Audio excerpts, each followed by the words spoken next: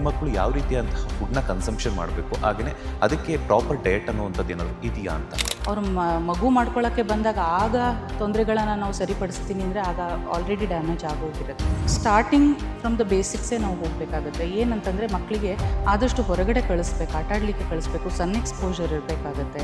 Egg ಅನ್ನೋದು ತುಂಬ important ಆಗಿರುತ್ತೆ, ಬಿಕಾಸ್ ಯಾಕಂತಂದರೆ ಮಹಿಳೆಯರು ಈ ಮೆಚೂರ್ಡ್ ಬಂದಾಗ ಅಂತ ಅನ್ನುವಂಥದ್ದು. ಸೊ ಪದೇ ಪದೇ ಅಬೋಷನ್ ಆಗುವಂಥದ್ದು ಅಥವಾ ಫರ್ಟಿಲೈಸೇಷನ್ ಆಗದೇ ಇರತಕ್ಕಂಥದ್ದು ಅಥವಾ ಓವ್ಯುಲೇಷನ್ ಆಗದೇ ಇರತಕ್ಕಂಥದ್ದು ಮತ್ತು ಎಗ್ ನಂಬರ್ಸ್ ಬೇಗನೆ ಅವು ಡಿಕ್ರೀಸ್ ಆಗ್ಕೊಂಡು ಹೋಗ್ಬಿಡುತ್ತೆ, ಸತ್ತು ಹೋಗ್ಬಿಡುತ್ತೆ. ಏನಾದರೂ ಆಗಲಿ, but consistency is very important. Every day exercise ಇಷ್ಟು ಒಂದು ಅರ್ಧ ಗಂಟೆನಾದರೂ ಎಕ್ಸಸೈಸ್ ಮಾಡಬೇಕು, ವಾರದಲ್ಲಿ ಒಂದು 5 ದಿನನಾದರೂ ಎಕ್ಸಸೈಸ್ ಮಾಡಬೇಕು.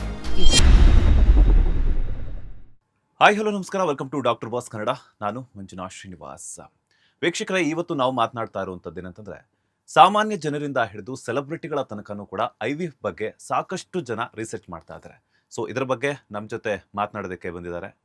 ತಮ್ಮ 15 ವರ್ಷಗಳ ಅನುಭವದಲ್ಲಿ ಸಾಕಷ್ಟು ಕೇಸಸ್ನ ಹ್ಯಾಂಡಲ್ ಮಾಡಿ ಸದ್ಯ ರಾಜಾಜಿನಗರದ NU ಹಾಸ್ಪಿಟಲ್ನಲ್ಲಿ ಫರ್ಟಿಲಿಟಿ ಕನ್ಸಲ್ಟೆಂಟ್ ಆಗಿರುವಂತಹ ಡಾಕ್ಟರ್ ಸ್ನೇಹ ಅವರು. ಮೇಡಮ್, ಮೊದಲನೇದಾಗಿ ನಮಸ್ತೆ, ಕಾರ್ಯಕ್ರಮಕ್ಕೆ ಸ್ವಾಗತ. ನಮಸ್ತೆ. ಹೇಗಿದ್ದೀರಾ ಮ್ಯಾಮ್? ಚೆನ್ನಾಗಿದ್ದೀನಿ. ಈಗ ಸದ್ಯ ಟ್ರೆಂಡಿಂಗಲ್ಲಿರುವಂಥದ್ದು ಏನಂತಂದರೆ, ಈ ವೈದ್ಯಕೀಯ ಅನ್ನುವಂತಹ ಒಂದು ರಂಗದಲ್ಲಿ IVF ಬಗ್ಗೆ ಸಾಕಷ್ಟು ಗೊಂದಲಗಳಿದೆ. ಸಾಕಷ್ಟು ಜನ ಯಾವ ರೀತಿ ಯೂಸ್ ಮಾಡ್ಕೋಬಹುದು ಅನ್ನುವಂಥ ಸಾಕಷ್ಟು ರಿಸರ್ಚನ್ನು ಮಾಡ್ತಾ ಇದ್ದಾರೆ. ಸೊ ಮೊದಲಿಗೆ IVF ಅಂದರೆ ಏನು ಅಂತ? ಸೊ IVF ಅಂತಂದರೆ ಪ್ರಣಾಳ ಶಿಶು ಅಂತ. ಈಗ ಯಾರಿಗೆ ತುಂಬ ಪ್ರಾಬ್ಲಮ್ ಇದೆ, ಈಗ ವಯಸ್ಸಾಗಿದೆ, ಏಜ್ ಆಗಿಬಿಟ್ಟಿದೆ, ಅಥವಾ ಮೊಟ್ಟೆ ರಿಸರ್ವ್ ಇಲ್ಲ, ಅಥವಾ 2 ಟ್ಯೂಬ್ ಬ್ಲಾಕ್ ಆಗಿದೆ, ಅಥವಾ ಹಸ್ಬೆಂಡ್ನಲ್ಲಿ ಏನಾದರೂ ಸ್ಪರ್ಮ್ ತುಂಬಾ ಪ್ರಾಬ್ಲಮ್ ಆಗಿದೆ ಅಂದಾಗ ನಾವು IVF ಮುಖಾಂತರ ಮಗುವನ್ನು ಪಡ್ಕೊಳ್ಬೋದು. ಸೊ IVF ಅಂತಂದರೆ ಈಗ ಅವರಿಗೆ ಒಂದು ಹೆಂಗಸಿಗೆ ಅಂದರೆ ವೈಫ್ಗೆ ಒಂದು 8 ರಿಂದ 12 ದಿನದ ಕಾಲ IVFಗೆ ಬೇಕಾಗುವಂತಹ ಹಾರ್ಮೋನಲ್ ಇಂಜೆಕ್ಷನ್ಸನ್ನು ಕೊಡಲಾಗುತ್ತೆ.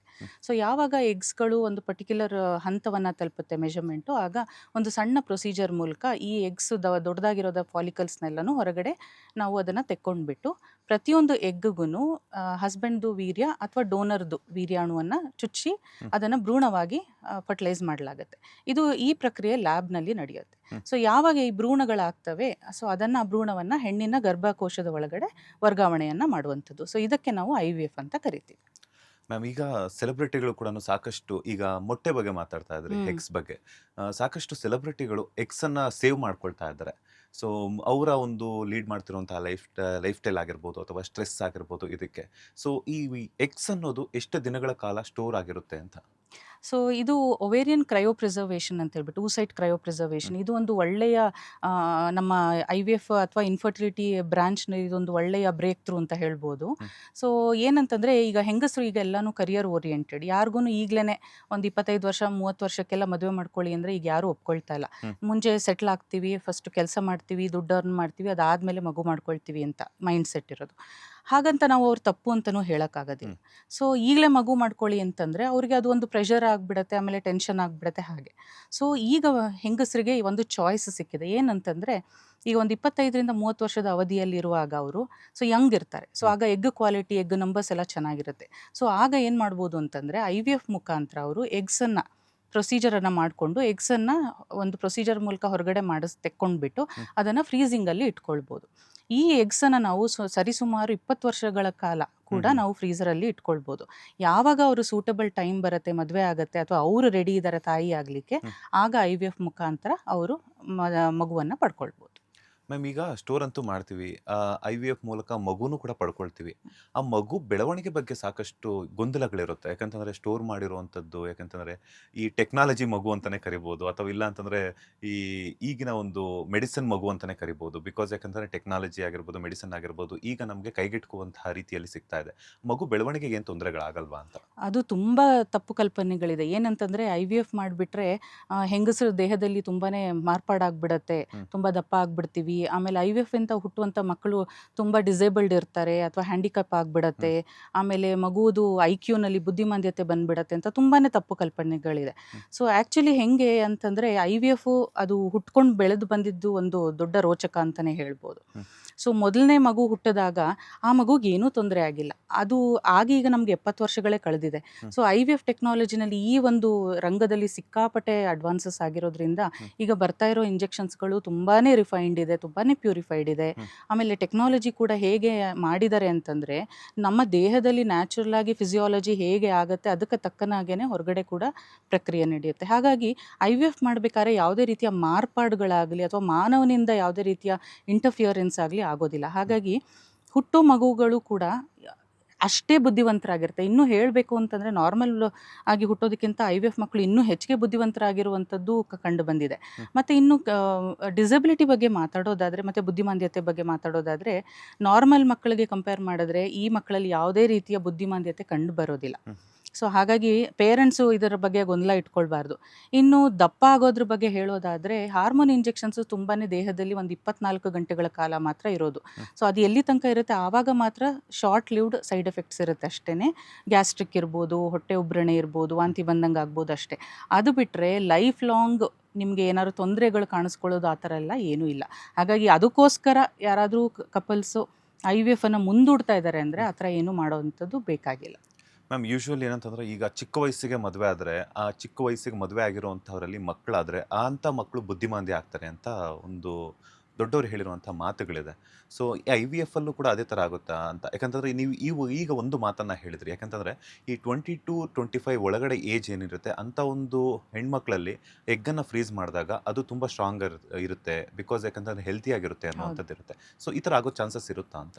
ಆ್ಯಕ್ಚುಲಿ IVF ಮಾಡಬೇಕಾಗಿರೋದು ಏಜ್ ಗ್ರೂಪ್ ಬಂದು 21 ಇಯರ್ಸ್ ಕಳೆದಿರಬೇಕು. ಸೊ ಈಗ ಫ್ರೀಸ್ ಮಾಡಬೇಕು ಅಂತಂದ್ರೂ ಅದ್ರ ಮೇಲೇ IVF ಪ್ರಕ್ರಿಯೆನ ಮಾಡ್ಕೊಳ್ಬೋದು. ಸೊ ಈಗ ನಮ್ಮ ಹೆಣ್ಮಕ್ಳಿಗೆ ರೂಲ್ಸ್ ಪ್ರಕಾರನೂ 18 ವರ್ಷದ ಮೇಲೇ ಮದುವೆ ಮಾಡಬೇಕು ಅಂತಲೇ ಇದೆ.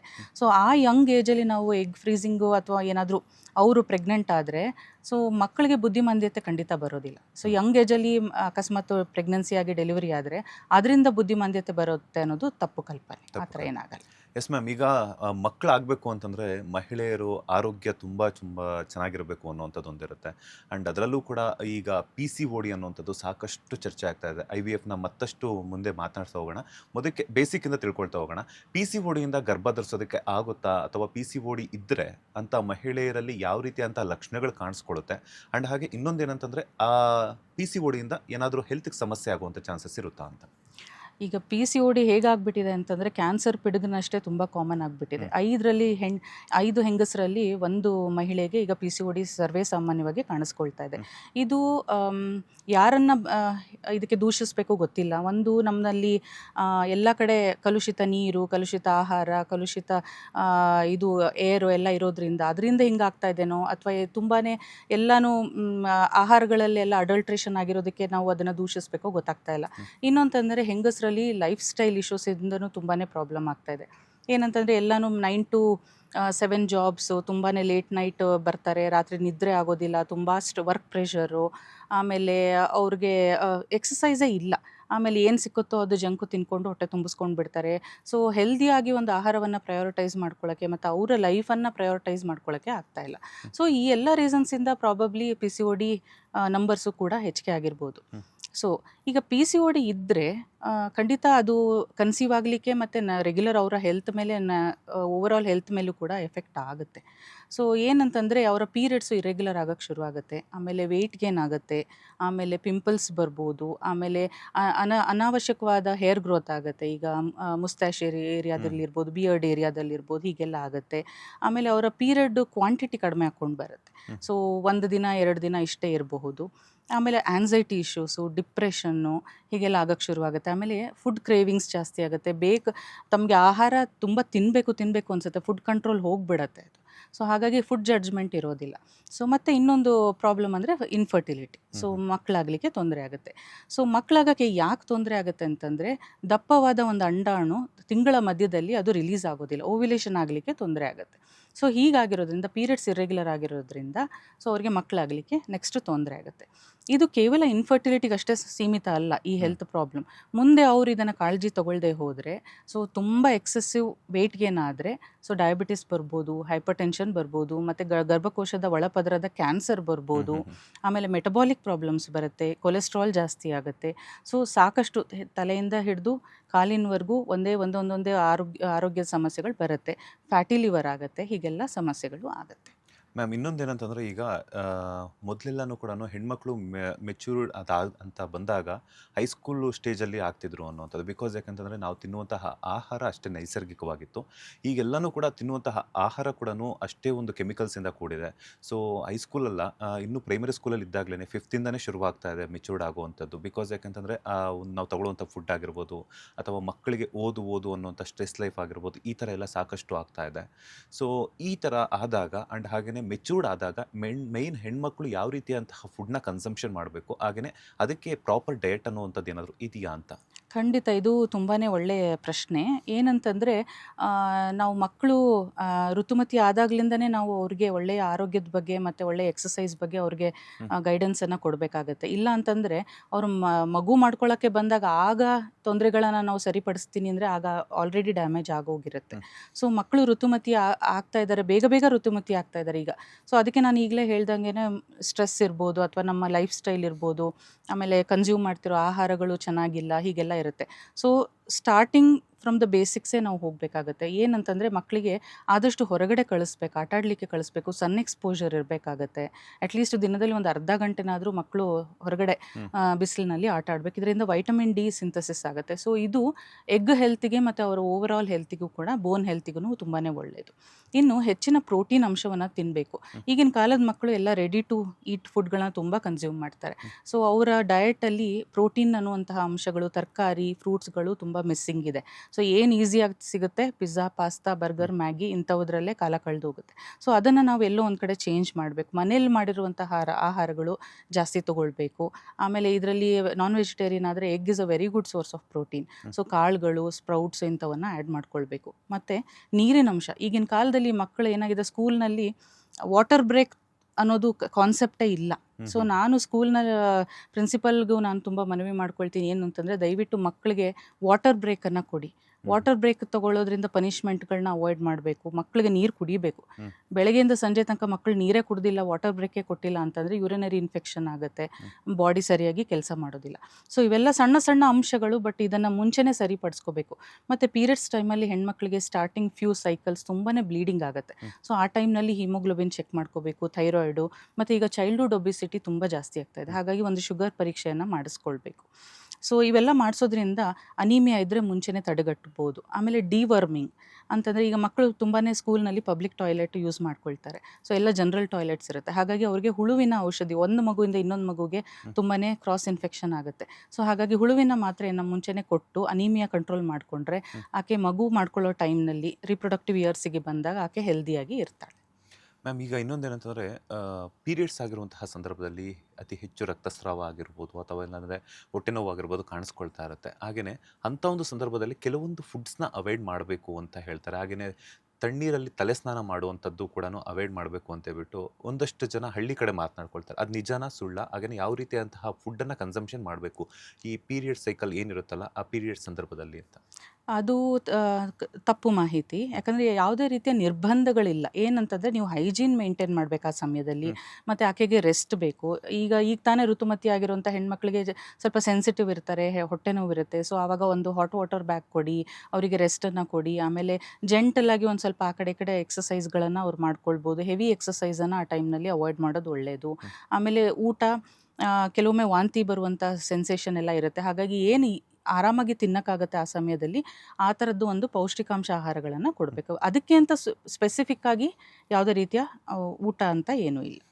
ಈಗ ಮಾತಾಡ್ತಾ ಒಂದು ವಿಚಾರವನ್ನು ಹೇಳಿದ್ರಿ, ಎಗ್ ಅನ್ನೋದು ತುಂಬ ಇಂಪಾರ್ಟೆಂಟ್ ಆಗಿರುತ್ತೆ. ಬಿಕಾಸ್ ಯಾಕಂತಂದ್ರೆ ಮಹಿಳೆಯರು ಈ ಮೆಚೂರ್ಡ್ ಬಂದಾಗ ಅಂತ ಅನ್ನುವಂಥದ್ದು. ಈ ಕೆಲವೊಬ್ಬರು ಹೇಳ್ತಾರೆ ಅತಿಯಾದಂತಹ ನಾನ್ ವೆಜ್, ಅಂದರೆ ಈಗ ಏನು ಬಾಯ್ಲರ್ ಕೋಳಿ ಆಗಿರ್ಬೋದು, ಅದಕ್ಕೆ ಇಂಜೆಕ್ಷನ್ಸನ್ನು ಕನ್ಸಂಪ್ಷನ್ ಮಾಡಿರ್ತಾರೆ, ಅದು ತಿಂದಾಗ ಆ ಗರ್ಭಕೋಶಕ್ಕೂ ಕೂಡ ಏನೋ ತೊಂದರೆಗಳಾಗ್ತಾರೆ ಅಂತ. ನಿಜಾನ ಅದು ಅಂತ? ಎಗ್ ಅಂತಂದರೆ ಈಗ ನೀವು ಆರ್ಗ್ಯಾನಿಕಲಿ ಸೋರ್ಸ್ಡ್ ಎಗ್ ಇದ್ದರೆ ಸೊ ಅದು ಕಂಪ್ಲೀಟ್ ಪ್ರೋಟೀನ್ ಇರುತ್ತೆ. ಸೊ ಹಾಗಾಗಿ ಅದನ್ನು ನೀವು ತೊಗೊಳ್ಬೋದು, ಏನೂ ತೊಂದರೆ ಆಗೋದಿಲ್ಲ. ಇಲ್ಲಿ ನಾನು ಬರೀ ಎಗ್ ಬಗ್ಗೆ ಮಾತಾಡ್ತಾ ಇದ್ದೀನಿ. ಅದೇ ನೀವು ನಾನ್ ವೆಜ್ ಎಲ್ಲನೂ ನೀವು ಆ ಕಡೆ ಈ ಕಡೆ ಇಂದ ಸೋರ್ಸ್ ಮಾಡಿದ್ದೀರಾ, ಸರಿಯಾದ ಸೋರ್ಸಿಂದ ಅದು ಕರೆಕ್ಟಾಗಿ ಬಂದಿಲ್ಲ ಅಂದರೆ ಆವಾಗ ನಿಮಗೆ ಹಾರ್ಮೋನಲ್ ಇಂಜೆಕ್ಷನ್ಸ್ ಅವ್ರೇನಾದ್ರು ಕೊಟ್ಟಿದ್ರೆ ಆವಾಗ ಅಫೆಕ್ಟ್ ಆಗೋ ಚಾನ್ಸಸ್ ಇರುತ್ತೆ. ಸೊ ಹಾಗೆ ನೀವೇ ಬೆಳೆಸಿದ್ದೀರಾ, ವಿಲೇಜಲ್ಲಿ ಇದ್ದೀರಾ, ನಿಮ್ಮದೇ ಇದಿರೋದ್ರಿಂದ ಅಂಥವೆಲ್ಲ ಕನ್ಸ್ಯೂಮ್ ಮಾಡೋಕ್ಕೆ ನೋ ಪ್ರಾಬ್ಲಮ್. ಯಾಕಂದರೆ ಈಗ ನೀವೇ ಅಷ್ಟೇ ಹೇಳಿದ್ರಿ, ಈಗ ಏನಿದ್ರು ಕೂಡ ಮಾತೆತ್ತಾರೆ ಪಿಜ್ಜಾ ಬರ್ಗರ್ ಅಂತಾರೆ, ಹೌದು 5 ಸ್ಟಾರ್ ಅಂತಾರೆ, ಹೌದು KFC ಅಂತಾರೆ. ಸೊ ಅಂತ ಒಂದು ಸಂದರ್ಭದಲ್ಲಿ ರೆಡಿ ಟು ಈಟ್ ಚಿಕನ್ ಕೂಡ ಅವೈಲಬಿಲಿಟಿ ಇದೆ, ಕೂತಿರೋ ಕಡೆನೇ ಎಲ್ಲ ಆರ್ಡರ್ ಹೌದು ಮಾಡ್ಕೊಂತಿರ್ತಾರೆ. ಹೌದು ಸೊ ಆ ಥರ ತಗೊಂಡಾಗ ಅಲ್ಲಿ ಎಲ್ಲಿ ಬೆಳೆದಿರುತ್ತೆ ಏನು ಅಂತ ಏನು ಹೇಳ್ಬಿಟ್ಟು ಅದ್ರ ಹೌದು ಬಗ್ಗೆ ಹೌದು ಮಿನಿಮಮ್ ಅವ್ರಿಗೆ ಒಂದು ಇನ್ಫಾರ್ಮೇಶನ್ ಇರಲ್ಲ.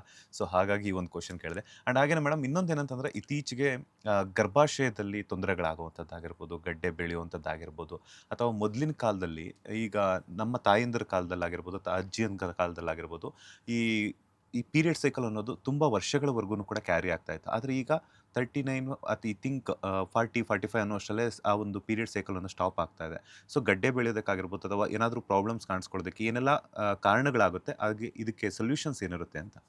ಸೊ ಗರ್ಭಕೋಶದಲ್ಲಿ ಗಡ್ಡೆಗಳು ಬರೋದು ಮೇನ್ ಆಗಿ ಫೈಬ್ರಾಯ್ಡ್ ಗಡ್ಡೆಗಳು ಬರುತ್ತೆ. ಆಮೇಲೆ ಪಾಲಿಪ್ ಅಂದರೆ ಯೂಟ್ರಸ್ ಲೈನಿಂಗ್ ದಪ್ಪ ಆಗಿ ಅದೇನೇ ಕೂಡ ಒಂದು ಪಾಲಿಪ್ ರೀತಿಯಲ್ಲಿ ದುರ್ಮಾಂಸವಾಗಿ ಮಾರ್ಪಾಡಾಗುತ್ತೆ. ಇನ್ನೊಂದು ಏನಂದರೆ ಟ್ಯೂಬರ್ಕ್ಲೋಸಿಸ್, ಯೂಟ್ರಸ್ ಲೈನಿಂಗ್ದು ಟ್ಯೂಬರ್ಕ್ಲೋಸಿಸ್ ಕೂಡ ಆಗ್ಬೋದು. ಸೊ ಒಳಗಡೆ ಪೊರೆ ಥರ ಬೆಳ್ಕೊಳ್ಳುತ್ತೆ, ಹಾಗಾಗಿ ಬ್ಲೀಡಿಂಗ್ ತೊಂದರೆಗಳು ಆಗುತ್ತೆ.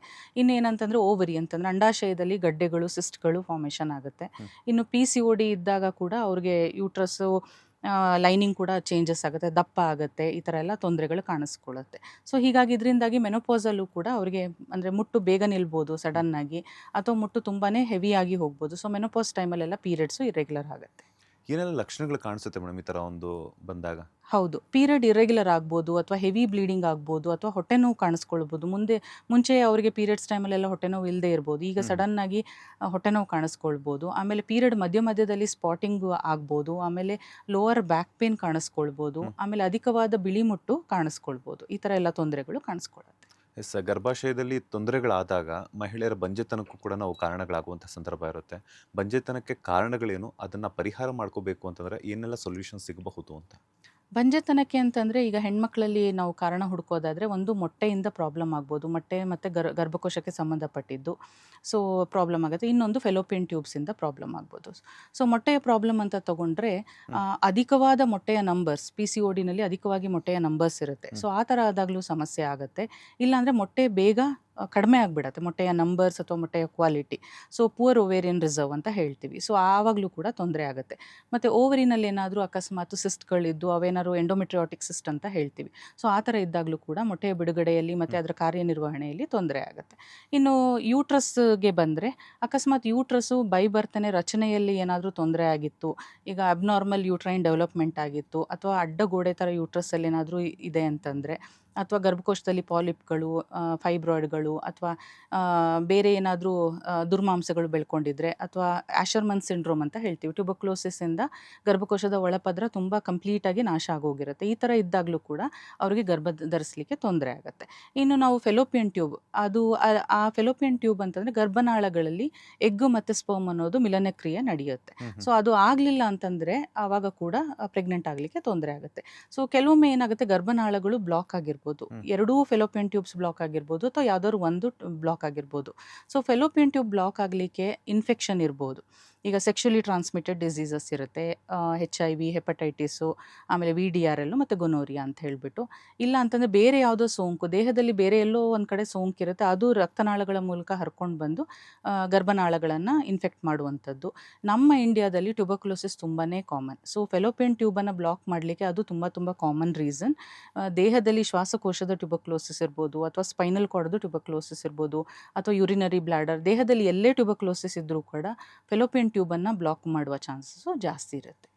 ಈಗ ಹೆಣ್ಮಕ್ಳು ಅನ್ನುವಂಥದ್ದು ದಪ್ಪ ಇದ್ರೆ ಮಕ್ಕಳಾಗಲ್ಲ ಅನ್ನುವಂಥದ್ದು ಬಂಜೆತನಕ್ಕೆ ಸಾಕಷ್ಟು ಕಾರಣ ಆಗುತ್ತೆ, ಅತಿಯಾದಂತಹ ವೆಯ್ಟು ಕೂಡ ಅಂತ ಹೇಳ್ತಾರೆ. ಆ್ಯಂಡ್ ಅದಕ್ಕೆ ಇನ್ನೊಂದು ಏನಂತಂದರೆ, ತಂದೆ ತಾಯಿ ಇಬ್ಬರು ಕೂಡ ದಪ್ಪ ಇರ್ತಾರೆ, ಅದು ಮಕ್ಳಿಗೂ ಕೂಡ ಜೀನ್ಸ್ ಕಡೆಯಿಂದ ಬಂದಿರುತ್ತೆ. ಹೆಣ್ಮಕ್ಳು ದಪ್ಪ ಇದ್ದರೆ ಬಂಜೆತನಕ್ಕೆ ಕಾರಣ ಆಗುತ್ತಾ ಅಂತ? ಆಗುತ್ತೆ. ಯಾಕಂತಂದರೆ ಈಗ ನಾರ್ಮಲ್ ವೆಯ್ಟ್ ಅನ್ನೋದು ತುಂಬಾ ಇಂಪಾರ್ಟೆಂಟ್. ಅಕಸ್ಮಾತ್ ತುಂಬ ಕಡಿಮೆ ವೆಯ್ಟ್ ಇದ್ರೂ ಅದು ತೊಂದರೆ ಆಗುತ್ತೆ. ಫ್ಯಾಟ್ ಪರ್ಸೆಂಟೇಜ್ ಕಡಿಮೆ ಆದರೆ, ತುಂಬ ಅಧಿಕವಾದ ಫ್ಯಾಟ್ ಪರ್ಸೆಂಟೇಜ್ ಇದ್ದರೂ ಕೂಡ ತೊಂದರೆ ಆಗುತ್ತೆ. ಏನಾಗುತ್ತೆ ಅಂತಂದರೆ ಎಗ್ದು ಕ್ವಾಲಿಟಿ ಚೆನ್ನಾಗಿರೋದಿಲ್ಲ. ಸೊ ಪದೇ ಅಬೋಷನ್ ಆಗುವಂಥದ್ದು, ಅಥವಾ ಫರ್ಟಿಲೈಸೇಷನ್ ಆಗದೆ ಇರತಕ್ಕಂಥದ್ದು, ಅಥವಾ ಓವ್ಯುಲೇಷನ್ ಆಗದೆ ಇರತಕ್ಕಂಥದ್ದು, ಮತ್ತು ಎಗ್ ನಂಬರ್ಸ್ ಬೇಗನೆ ಅವು ಡಿಕ್ರೀಸ್ ಆಗ್ಕೊಂಡು ಹೋಗ್ಬಿಡತ್ತೆ, ಸತ್ತು ಹೋಗ್ಬಿಡತ್ತೆ. ಯಾಕಂತಂದರೆ ಒಳಗಡೆ ನಮಗೆ ಹೇಗೆ ಫಿಸಿಕಲ್ ಸ್ಟ್ರೆಸ್ ಆಗುತ್ತೆ, ಹಾಗೆ ಕೂಡ ಎಗ್ಸ್ಗೆ ಕೂಡ ಈ ಫ್ಯಾಟ್ ಎಕ್ಸಸ್ ಜಾಸ್ತಿ ಆದಾಗ ಅದಕ್ಕೂ ಕೂಡ ಸ್ಟ್ರೆಸ್ ಆಗುತ್ತೆ. ಹಾಗಾಗಿ ಬಾಡಿಯ ಕಾರ್ಯನಿರ್ವಹಣೆ ಕೂಡ ತೊಂದರೆ ಆಗುತ್ತೆ. ಮತ್ತು ಅಕಸ್ಮಾತ್ ನಾವು ಟ್ರೀಟ್ಮೆಂಟ್ ಕೊಡೋಕ್ಕೆ ಅಂತ ಹೋದಾಗ ಅವರಿಗೆ ಹೆಚ್ಚಿನ ಹಾರ್ಮೋನ್ ಟ್ಯಾಬ್ಲೆಟ್ಸ್ಗಳು ಮತ್ತು ಇಂಜೆಕ್ಷನ್ದು ಅವಶ್ಯಕತೆ ಬೀಳುತ್ತೆ. ಆಮೇಲೆ ಇಷ್ಟು ಕೊಟ್ಟಾಗಲೂ ಕೂಡ ಅವರಿಗೆ ಪೀರಿಯಡ್ಸ್ಗಳು ರೆಗ್ಯುಲರ್ ಆಗದೇ ಇರ್ಬೋದು. ಸೊ ಇರ್ರೆಗ್ಯುಲರ್ ಪೀರಿಯಡ್ ಹಾಕ್ಕೊಂಡು ಹೋಗುತ್ತೆ. ಆಮೇಲೆ ಪೀರಿಯಡ್ದು ವಾಲ್ಯೂಮ್ ಅಂತಂದರೆ ಅಮೌಂಟ್ ಕೂಡ ಕಡಿಮೆ ಹಾಕ್ಕೊಂಡು ಬರ್ಬೋದು. 1 ಡೇ 2 ಡೇ ಈ ಥರ ಆಗುತ್ತೆ. ಆಮೇಲೆ ದಪ್ಪ ಇದ್ದಾಗ ಡಯಾಬಿಟಿಸ್ ಬರ್ಬೋದು, ಬಿ ಪಿ ಜಾಸ್ತಿ ಆಗ್ಬೋದು, ಮತ್ತು ಕೊಲೆಸ್ಟ್ರಾಲಲ್ಲಿ ವೇರಿಯೇಷನ್ ಆಗುತ್ತೆ. ಆಮೇಲೆ ಯೂಟ್ರಸ್ ಲೈನಿಂಗ್ ಸರಿಯಾಗಿ ಬರೋದಿಲ್ಲ. ಹಾಗಾಗಿ ಭ್ರೂಣ ಹೋಗಿ ಯೂಟ್ರಸ್ ಲೈನಿಂಗಿಗೆ ಕಚ್ಕೊಳ್ಳೋದಿಲ್ಲ. ಹಾಗಾಗಿ ಅವರಿಗೆ ಪ್ರೆಗ್ನೆಂಟ್ ಆಗಲಿಕ್ಕೆ ಕೂಡ ತೊಂದರೆ ಆಗುತ್ತೆ. ಸೊ ಹಾಗಾಗಿ ಒಂದು 5% ಬಾಡಿ ವೇಟ್ ಕಡಿಮೆ ಆದರೂ ಕೂಡ ಅವರ ಪೀರಿಯಡ್ಸ್ ತುಂಬ ರೆಗ್ಯುಲರ್ ಆಗುತ್ತೆ, ಓವ್ಯುಲೇಷನ್ ಆಗುತ್ತೆ. ಬಹಳಷ್ಟು ಡ್ರಾಸ್ಟಿಕಲಿ ಅವರ ಬಾಡಿಯಲ್ಲಿ ಕಾರ್ಯನಿರ್ವಹಣೆಯಲ್ಲಿ ತುಂಬಾ ಚೇಂಜಸ್ ಕಂಡುಬರುತ್ತೆ. ಈಗ ಪೀರಿಯಡ್ಸ್ ರೆಗ್ಯುಲರ್ ಆಗಬೇಕು ಅಂತಂದರೆ ಏನಾದರೂ ಪ್ರಾಪರ್ ವರ್ಕೌಟ್ ಅನ್ನೋದು ಏನಾದರೂ ಇದೆಯಾ? ಆ್ಯಂಡ್ ಹಾಗೆಯೇ ಫುಡ್ ಆಗಿರ್ಬೋದು, ಡಯಟ್ ಆಗಿರ್ಬೋದು ಏನಾದರೂ ಇದೆಯಾ ಅಂತ? ಹೌದು. ಅಂದರೆ ಅವರಿಗೆ ಏನು ಸೂಟ್ ಆಗುತ್ತೆ, ಯಾಕಂದರೆ ಎಲ್ಲರೂ ಒಂದೇ ಥರ ಇರೋದಿಲ್ಲ. ಹಾಗಾಗಿ ಒಂದು ಪರ್ಟಿಕ್ಯುಲರ್ ನಾವು ಅಡ್ವೈಸ್ ಮಾಡಿದ್ರೆ ಅದು ಅವರಿಗೆ ಸೂಟ್ ಆಗದೆ ಇರ್ಬೋದು. ಹಾಗಾಗಿ ಅವರು ಒಂದು ಡಯಟಿಷಿಯನ್ ಅಂತ ಅವರನ್ನು ಮೀಟ್ ಮಾಡಬೇಕಾಗತ್ತೆ, ಯಾರಿಗೆ ವೆಯ್ಟ್ ಲಾಸ್ ಬಯಸ್ತಾ ಇದ್ದಾರೆ. ಸೊ ಅವರು ಆ ಬಾಡಿಗೆ ಅನುಗುಣವಾಗಿ ಅವರ ಫುಡ್ ಚಾಯ್ಸಸ್ಗೆ ಅನುಗುಣವಾಗಿ ಅವರಿಗೆ ಡಯಟನ್ನು ಅಡ್ವೈಸ್ ಮಾಡ್ತಾರೆ. ಮತ್ತು ಅವರು ವೆಜಿಟೇರಿಯನು, ನಾನ್ ವೆಜಿಟೇರಿಯನು ಏನು ಅವ್ರಿಗೆ ಸೂಟ್ ಆಗುತ್ತೆ ಅಂತ ನೋಡಿಬಿಟ್ಟು ಡಯಟನ್ನು ಅಡ್ವೈಸ್ ಮಾಡಿದ್ರೆ ಅದೇ ಬೆಟರು. ಆಮೇಲೆ ಅವ್ರ ವರ್ಕೌಟ್ ಕೂಡ ಪರ್ಸ್ನಲೈಸ್ಡ್ ಮತ್ತು ಇಂಡಿವಿಜುವಲೈಸ್ಡ್ ಮಾಡಿದ್ರೆ ಒಳ್ಳೆಯದು. ಈಗ ಕೆಲವೊಬ್ಬರಿಗೆ ಈ ಜಿಮ್ಗೆ ಹೋಗೋಕ್ಕೆ ಇಷ್ಟ ಆಗಲ್ಲ, ಇನ್ನು ಕೆಲವೊಬ್ರಿಗೆ ಜಿಮ್ ಲೈಕ್ ಆಗುತ್ತೆ. ಹಾಗಾಗಿ ಇಂಥದ್ದೇ ಪರ್ಟಿಕ್ಯುಲರ್ ಎಕ್ಸಸೈಸ್ ಮಾಡಬೇಕು ಅಂತಿಲ್ಲ, ಏನಾದರೂ ಆಗಲಿ. But consistency is very important. Every day exercise ಇಷ್ಟು ಒಂದು ಅರ್ಧ ಗಂಟೆನಾದರೂ ಎಕ್ಸಸೈಸ್ ಮಾಡಬೇಕು, ವಾರದಲ್ಲಿ ಒಂದು 5 ದಿನನಾದರೂ ಎಕ್ಸಸೈಸ್ ಮಾಡಲೇಬೇಕು, ಈ ಥರ. ಎಸ್ ಮ್ಯಾಮ್, ಆಗಲೇ IVF ಬಗ್ಗೆ ಮಾತಾಡ್ತಾ ಇದ್ವಿ, ಅದನ್ನು ಕಂಟಿನ್ಯೂಟಿ ಮಾಡೋದಾದರೆ ಸೊ ಈ IVF ಅನ್ನೋದ್ರ ಬಗ್ಗೆ ಸಾಕಷ್ಟು ಈ ಹಳ್ಳಿ ಕಡೆ ಅನ್ನೋವಂಥವ್ರಿಗೆ ಸಾಕಷ್ಟು ಅಷ್ಟೊಂದು ಇನ್ಫಾರ್ಮೇಷನ್ ಇರೋದಿಲ್ಲ, ಹಾಗೆಯೇ ಅದ್ರ ಬಗ್ಗೆ ಜ್ಞಾನ ಅನ್ನೋದಿರೋದಿಲ್ಲ. ಸೊ ಕೆಲವೊಬ್ಬರೆಲ್ಲನೂ ತಪ್ಪು ಕಲ್ಪನೆ ಅಂತ ಹೇಳ್ಬಿಟ್ಟು ತಿಳ್ಕೊತಾ ಇರ್ತಾರೆ, IVF ಬೇಡ ಅಂತ ಹೇಳ್ಬಿಟ್ಟು. ಇನ್ನೂ ಕೆಲವ್ರು ಏನು ಅನ್ಕೊತಾರೆ ಅಂತಂದರೆ ಈ ಹಿರಿಯರೆಲ್ಲ ಇರ್ತಾರೆ, ನಮ್ಮ ವಂಶ ಬೆಳಿಬೇಕು ಅನ್ನುವಂತಹ ನಿಟ್ಟಿನಲ್ಲಿ IVF ಅನ್ನುವಂಥದ್ದು ಸೊ ಸಾಕಷ್ಟು ತಪ್ಪು ಕಲ್ಪನೆ ಅನ್ನುವಂಥದ್ದನ್ನೇ ಬಿಂಬಿಸ್ತಾ ಇರ್ತಾರೆ. ಸೊ ಇದ್ರ ಬಗ್ಗೆ ತಪ್ಪು ಕಲ್ಪನೆ ಹೋಗಬೇಕು ಅಂದರೆ ಜನರಿಗೆ ಯಾವ ರೀತಿಯಾದಂತಹ ಇನ್ಫಾರ್ಮೇಷನ್ ಅಥವಾ ಯಾವ ರೀತಿಯಾದಂತಹ ಮೋಟಿವೇಶನ್ಸ್ ಬೇಕಾಗುತ್ತೆ ಅಂತ?